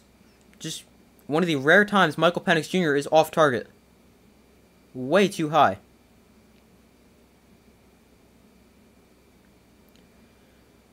So 4th and 7. Washington forced to punt it away. Again, they've been shut out here in this second half. Jack McAllister, their punter, on to punt it away for I believe it's the 3rd or 4th time today. Here, we've got a fair catch called inside the 10-yard line at the 5. So not good field position for Oregon State. Backed up deep in their own territory, and let's see if the Washington defense can get a stop and get the ball back to the offense in good field position.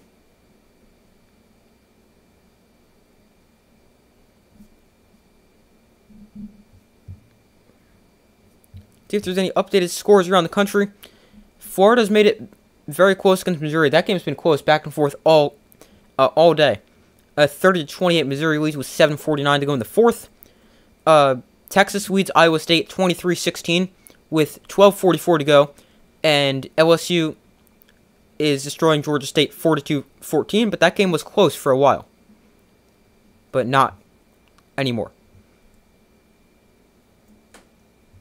Jaden Daniels, 6 total touchdowns. That's insane. 5 passing, 1 rushing.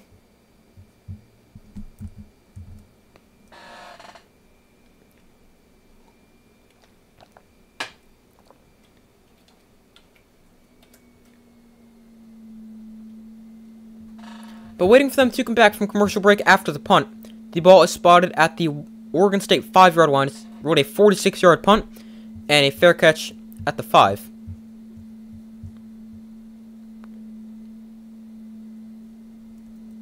Hold on 1 second.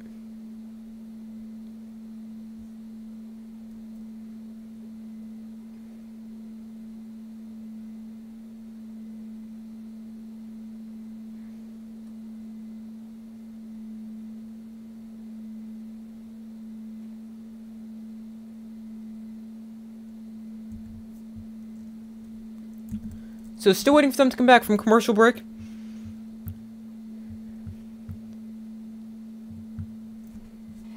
Oregon State is backed up deep inside their own territory.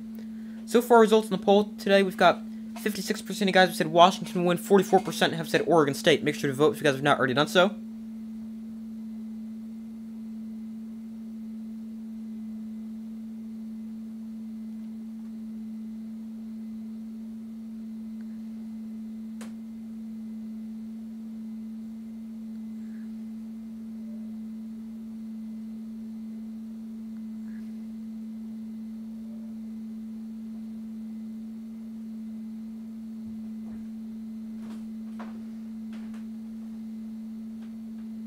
So still waiting for them to come back from commercial.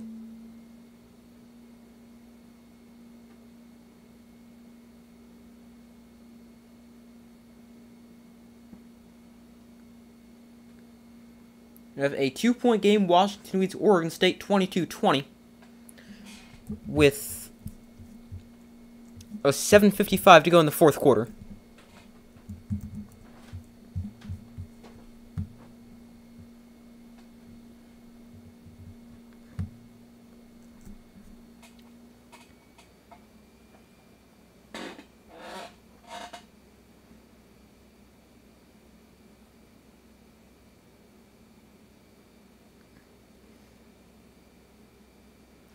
Last year's meeting between these two teams saw Washington beat Oregon State 24-21 on a walk-off field goal.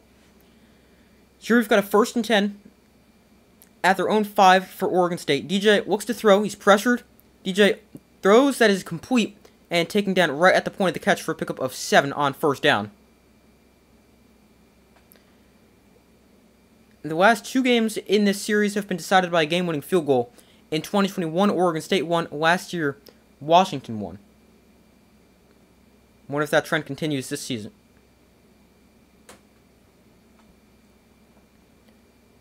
Here is a 2nd and 3. DJ under center. Martinez is the back. They give this to Martinez running left. He's got nowhere to go. And Martinez is taken down right at the line of scrimmage. And that brings up a 3rd and 3 here for Oregon State. Washington's defense could get a huge stop right here to force a 3 and out. Oregon State has gone to the quarterback run a couple of times in this situation on 3rd and or 4th and short. Wonder if they go with that again. I would expect them to keep this on the ground. 3rd and 3. 6:40 to go. DJ in shotgun. Martinez back on to his left. DJ looks to throw. DJ throws to the outside. That is caught for a 1st down up to the 18-yard line. A 1st down for the Beavers, and a big 1st down moves the chains.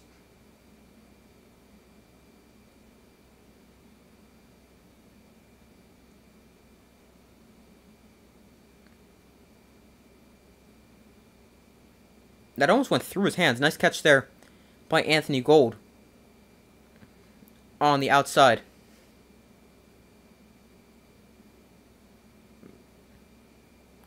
So 1st and 10 here at the 18-yard line. About 6 minutes to go in the game.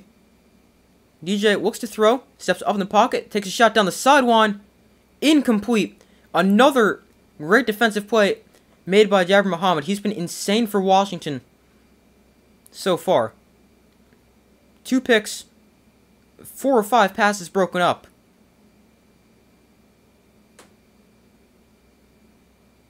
He has been so good.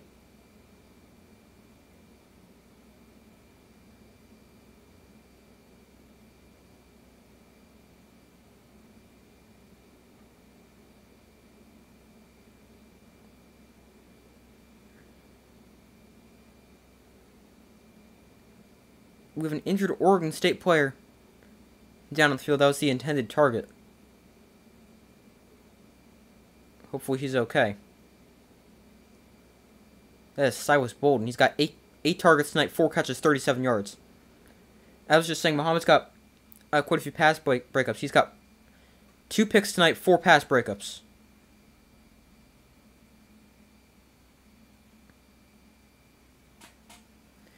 DJ Uyunglele has 5 career game-winning drives in the 4th quarter or overtime. The most recent one is against Syracuse last year. Here they got a free play. DJ going deep. Incomplete. That is the 3rd offsides penalty of the day for Washington.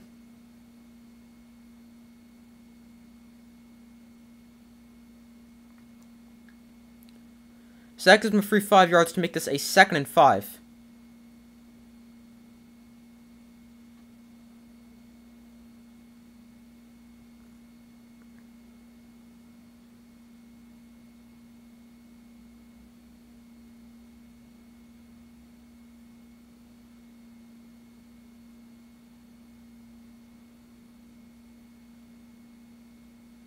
So 2nd and 5 following the penalty, 5:46 to go in the game, Washington up by 2.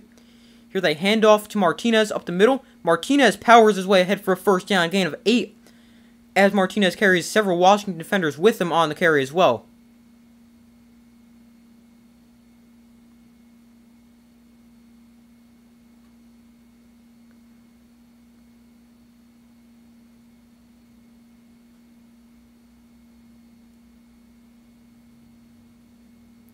So here's a 1st and 10.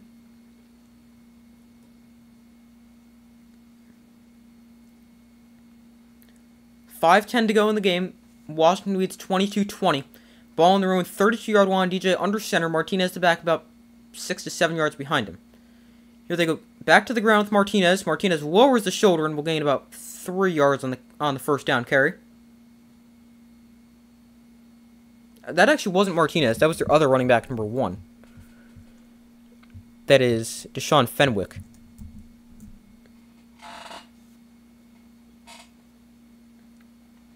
Oregon State has run 34 plays for 169 yards and 18 minutes and 36 seconds of time possession in this 2nd half. Washington has run just 12 plays for 46 yards and about 6 minutes of possession. And at what point here do you start to wonder about the clock? Because Oregon State puts together these really long drives. They put it together in nearly a 10-minute drive before. DJ off play action, throws underneath, that is caught by Bolden, and he's out of bounds after picking up a 1st down, gaining 7 and another fresh set of downs for the Beavers.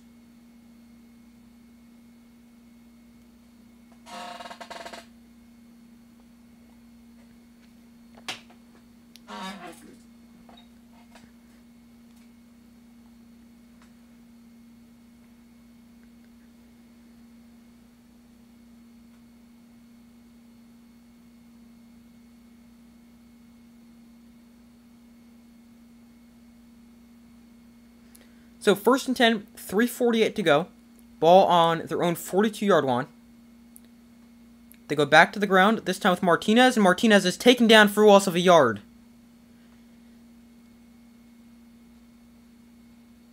Washington's defensive line will get that tackle for loss once every 5 to 10 plays. They're just not able to consistently do it. and come up with a huge stop when they need to.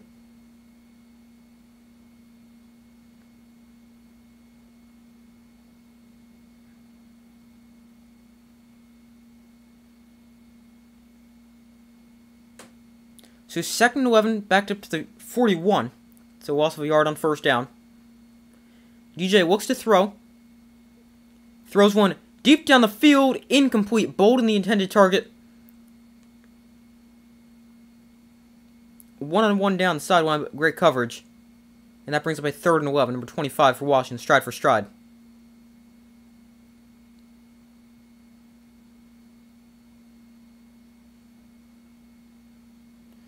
So here is a 3rd and 11.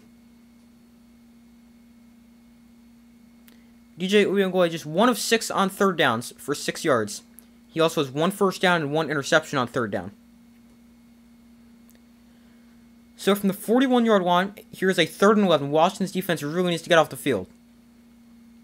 DJ looks to throw, throws quickly, that is caught, and he's well short of the line to gain. Gains about 5 or 6 yards there. So let's see what the decision is here for Oregon State. I think you've got to punt this. This is too long to go for it. And with how your defense has been playing, I think you punt this. The ESPN analytics say go for it if it's 4th and 5 or less. This is 4th and 5. I think this is a little too long to go for it at like your own 46-yard line. Oregon State 2 of 4 on 4th downs. They've gone to the quarterback run a couple times in this situation. I think this is a little bit long for the quarterback run. 4th and 5. Do they actually snap this? Let's see. They do. DJ looks to throw. He's pressured. Throws down the field. That is incomplete. A huge stop there for the Washington defense.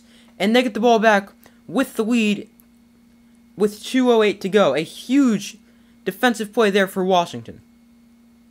That's what you're going to get out of this Washington defense. They may allow you to move the football. They may allow you to score. But they're going to come up and make some big plays in some big spots.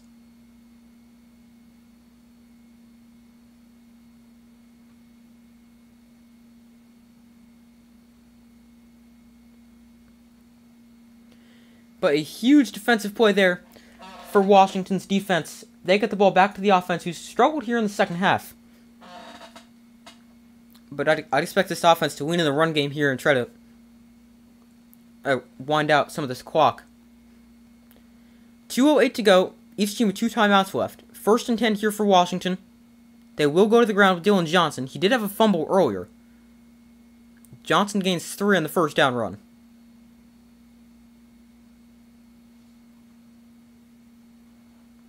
And there is the second timeout spent by Oregon State. That leaves them with 1 remaining, stopping the clock with 2:03 to go.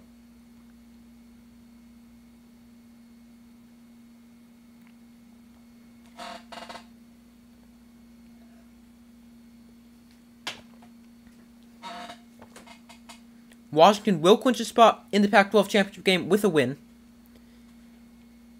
And they will face Oregon, who clinched their spot in the Pac-12 championship earlier today with their win over Arizona State.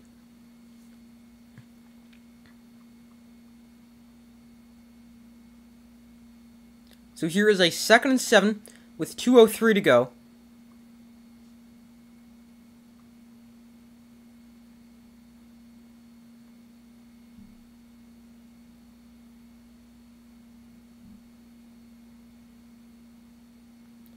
So here is a 2nd and 7. Penix going to hand off to Dylan Johnson up the middle, and Johnson with a good run there. He gains about 5 yards, and that's going to make this a 3rd and short. So you can go back to the ground here on 3rd and 2. Or you can go to the air if you want.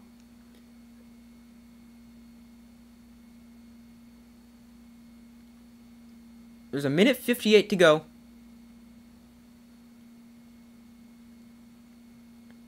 And no timeouts left for Oregon State. Washington leads this one 22-20.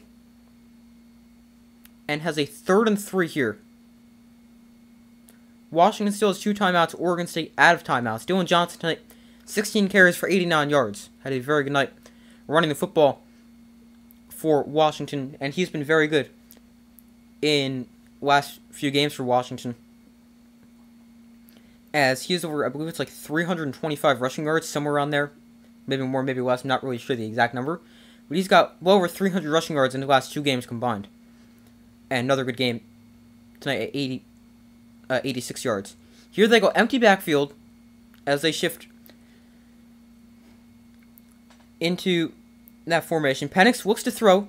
Pump fakes. Now throws to the outside. Back shoulder to Mr. Reliable Rome Odunze. First down, Washington. That is a huge first down. And I think that's going to seal it here for Washington.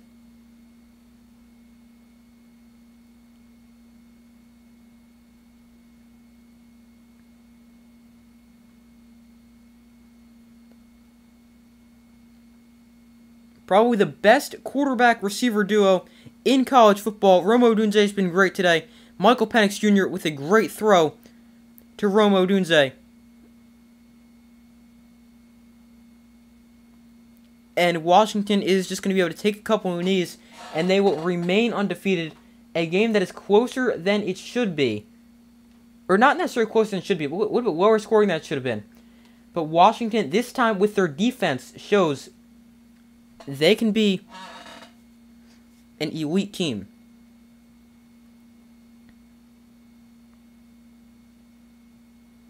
Their defense allows just 20 points to an Oregon State offense that it was averaging 37.9 coming into the game.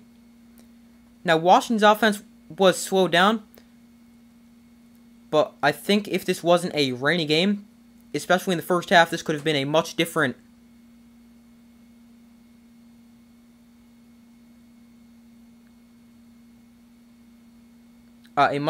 offensive game for Washington. They have to kneel down one more time before they improve to 11-0 and are likely looking at a playoff game against Oregon in the Pac-12 championship. But the rematch is set. Oregon-Washington Pac-12 championship game. That should be another really good one. But Washington wins this one 22-20. A close game for them.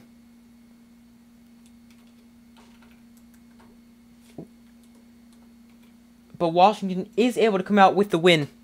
They clinch a spot in the Pac-12 championship game, which they will face Oregon. Washington remains undefeated. They move to 11-0.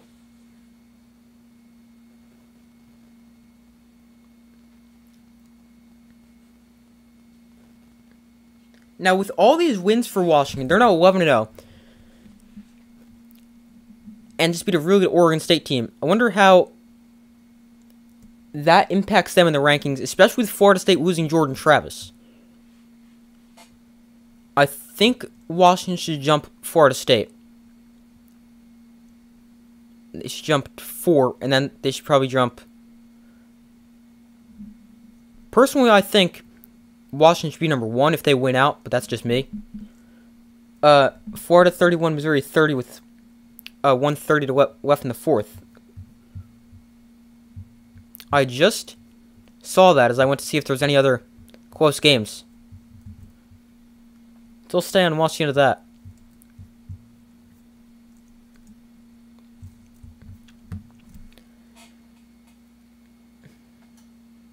But as far as this game goes, Washington beats Oregon State 22-20. Here for Missouri, Florida. Cook throws down the field, caught for a first down to the 40. That's going to temporarily stop the clock with 1:10 to go.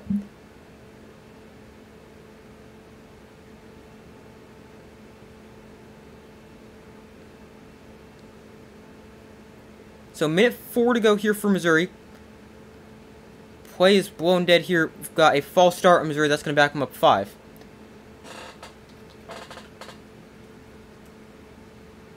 If you guys can hit that like button and subscribe if you guys have not already done so, I would greatly appreciate that. If you guys can like and subscribe. So you don't miss any of their upcoming streams, videos, anything like that. I'll have rankings out tomorrow. I stream every college football, or every NFL Sunday and Monday Night Football game. I'm going to be streaming more college games as well. Here they swing this one out to the outside, and he's going to get out of bounds after losing 2 yards.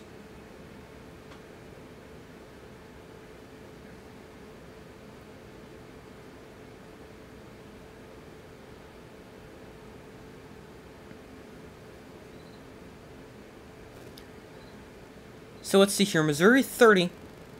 Florida Weeds 31-30. A 2nd and 17 for Missouri. Following the penalty. And then a loss of 2. Cook looks to throw. Going to throw down the sideline and almost a juggling catch by T.O. Weiss. That's incomplete. We'll bring up a 3rd and 17. Obviously, Missouri does have 2 plays to get this.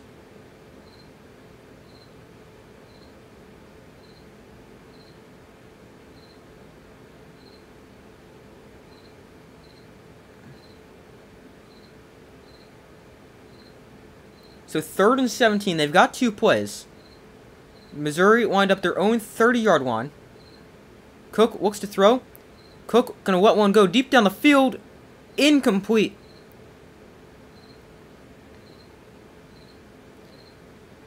I'm not sure that's the direction I would have went if I'm Missouri. Knowing you've definitely got 2 downs to get this, I'm probably gonna get something to make it a little bit of an easier.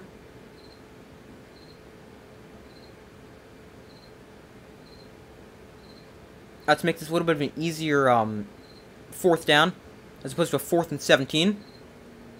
Like, if I can get 10 to 15 yards, I'm very happy with that to make this a lot easier of a 4th down.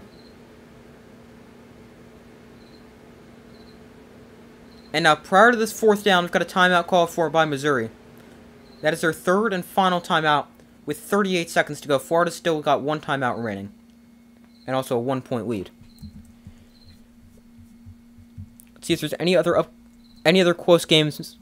Another touchdown for LSU. It's now 55-14. Extra point would make it 56. Texas leads Iowa State 26-16. And obviously we've got this game I'm watching at the moment. Florida, Missouri 31-30. If you guys are just joining the stream and confused on what I'm doing, I'm watching the end of the Florida against Missouri game. After Washington has defeated Oregon State by a score of 22-20. This game between Florida and Missouri 31-30. Florida leads. Missouri's got a 4th and 17 with 38 seconds to go. Gotta have this.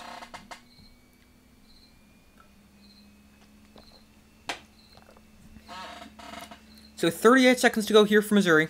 A 4th and 17 at their own 33-yard line. Cook looks to throw. Gotta have it. Throws downfield. That is caught for a 1st down into field goal range as well. Luther Burden with a huge catch. Now remember, Missouri's got a kicker who made a 61-yarder to beat Kansas State. They're going to keep running a couple plays with still 30 seconds. Cook going to launch one down the field and out of bounds. Stopping the clock with 21 seconds to go. They are in field goal range right here, but you probably would want to get a little bit closer. And that was a huge throw and catch from Cook to Burden. Burden's been insane this season, and he comes up with another clutch catch there. They got the ball on the 40, which would be a 57, 58-yard field goal, somewhere around there.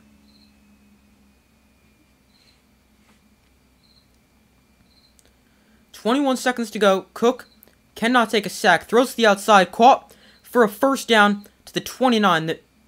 If I'm Missouri, I'm going to spike this right here.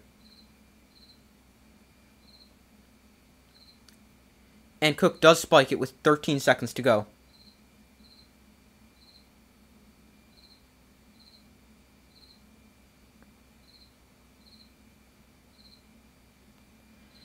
So a 29-yard field goal, or a field goal, they snapped the ball from the 29 on this field goal for Harrison Mevis, who is 21 of 27 on field goals this season, had a 61-yarder, which is the longest in SEC history, against Kansas State. Cook don't take a sack. Throws to the outside, making it an even easier field goal, getting it to the 12. Now, with 8 seconds to go, I think I'm going to kick this right here from Missouri. They will send on the field goal unit.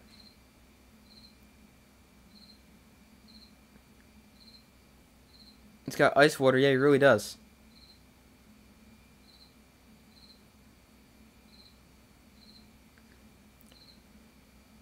This is going to end up being a very easy field goal for Missouri. From the left hash, it is going to be a 25 no, sorry, a 30-yard field goal. Florida will ice them to use their third and final timeout. That leaves both teams with no timeouts remaining and 8 seconds to go. Florida will get a chance to try to pull off a miracle if this field goal is good.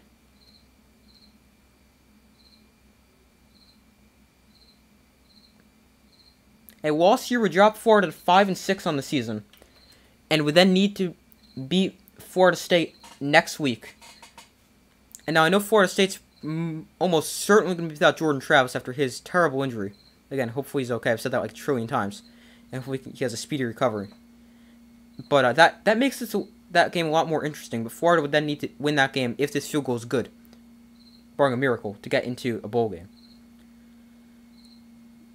So Mevis, a 30-yard field goal from the left hash. And his kick is good. Missouri takes the lead at 33-31 with 5 seconds to go.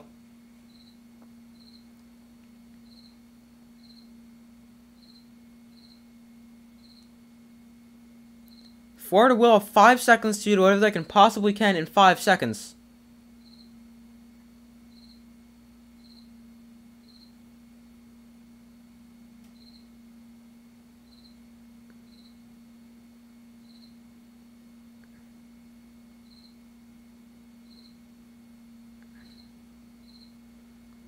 Field goal right through.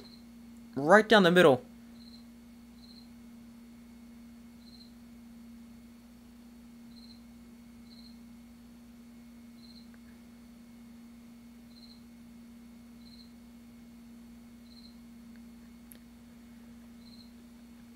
So let's see what Florida can possibly do with 5 seconds to go, down by 2. They don't have time to get into field goal range, which is 5 seconds.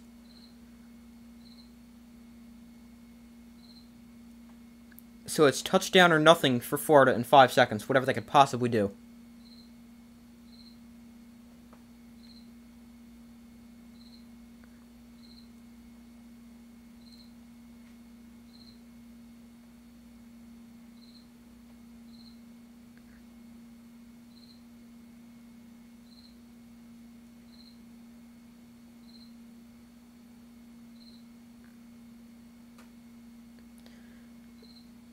So the kick is a touchback, and Florida will have 5 seconds from their own 25 to pull off a miracle.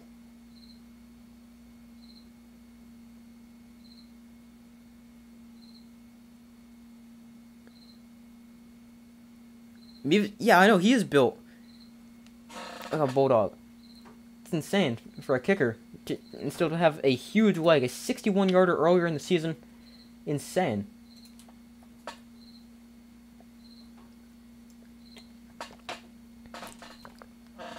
Florida also without Graham Mertz. I just learned that this second. He's not coming back on the field. Apparently he got hurt earlier in the game. Not really sure. Missouri putting 3 guys all the way back at the 20.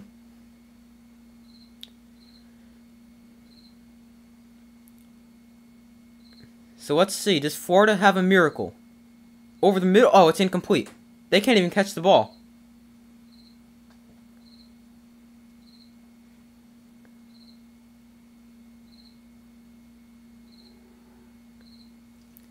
So that is the final. 33-31, Missouri beats Florida. That is their 3rd season since 2012, winning at least 9 games. And Florida falls to 5-6, and next week's a must-win against Florida State, which won't be easy if they want to get into a bowl game.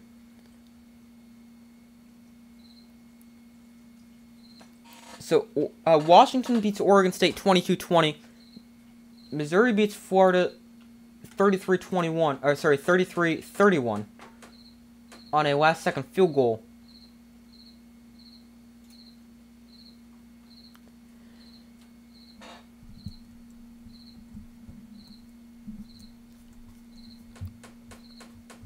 Don't think there's any other great games at the moment. Texas is up by 10 on Iowa State with the ball and 1:11 to go. That's really not so much in question at the moment.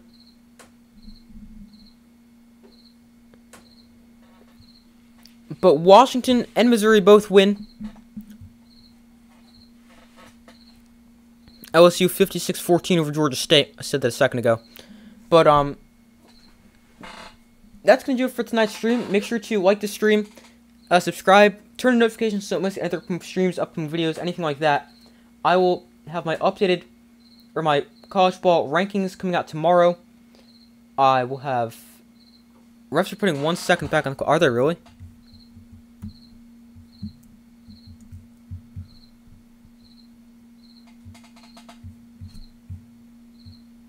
Okay, wow, apparently they are. So 1 second for a potential miracle for Florida.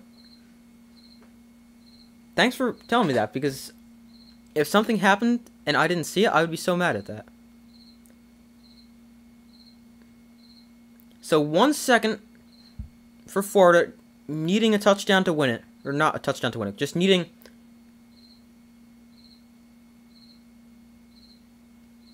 a miracle.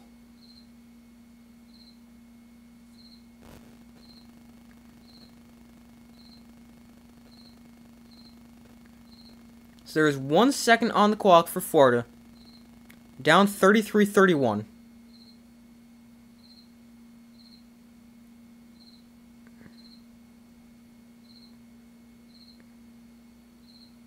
There's not even anybody in the booth up in the press box.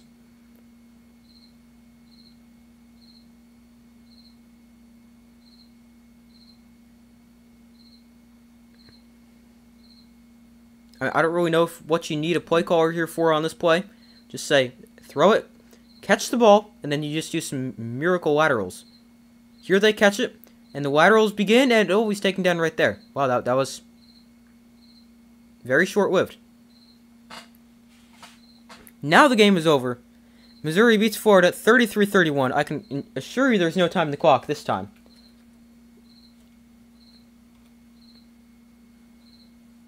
But, also, I don't know if I said this, but thank you for letting me know that they're putting 1 second back on the clock. Thank you very much for that. But, that is going to do it for tonight's stream. Thank you guys for watching. Make sure to like the stream, subscribe, turn on notifications so you don't miss any upcoming streams or upcoming videos. I will be live tomorrow for Sunday Night Football, Monday for Monday Night Football, of college football predictions out tomorrow. And then, obviously, we've got rivalry week in college football next week, plus, obviously, the NFL tomorrow. So, a lot of football ahead. But thank you guys for watching. I hope you guys enjoyed it. Make sure to like the stream, subscribe, turn notifications so you don't miss any other videos. I do my best to post as often as possible. I hope you all have a great rest of your day or night. And I will see you in the next video.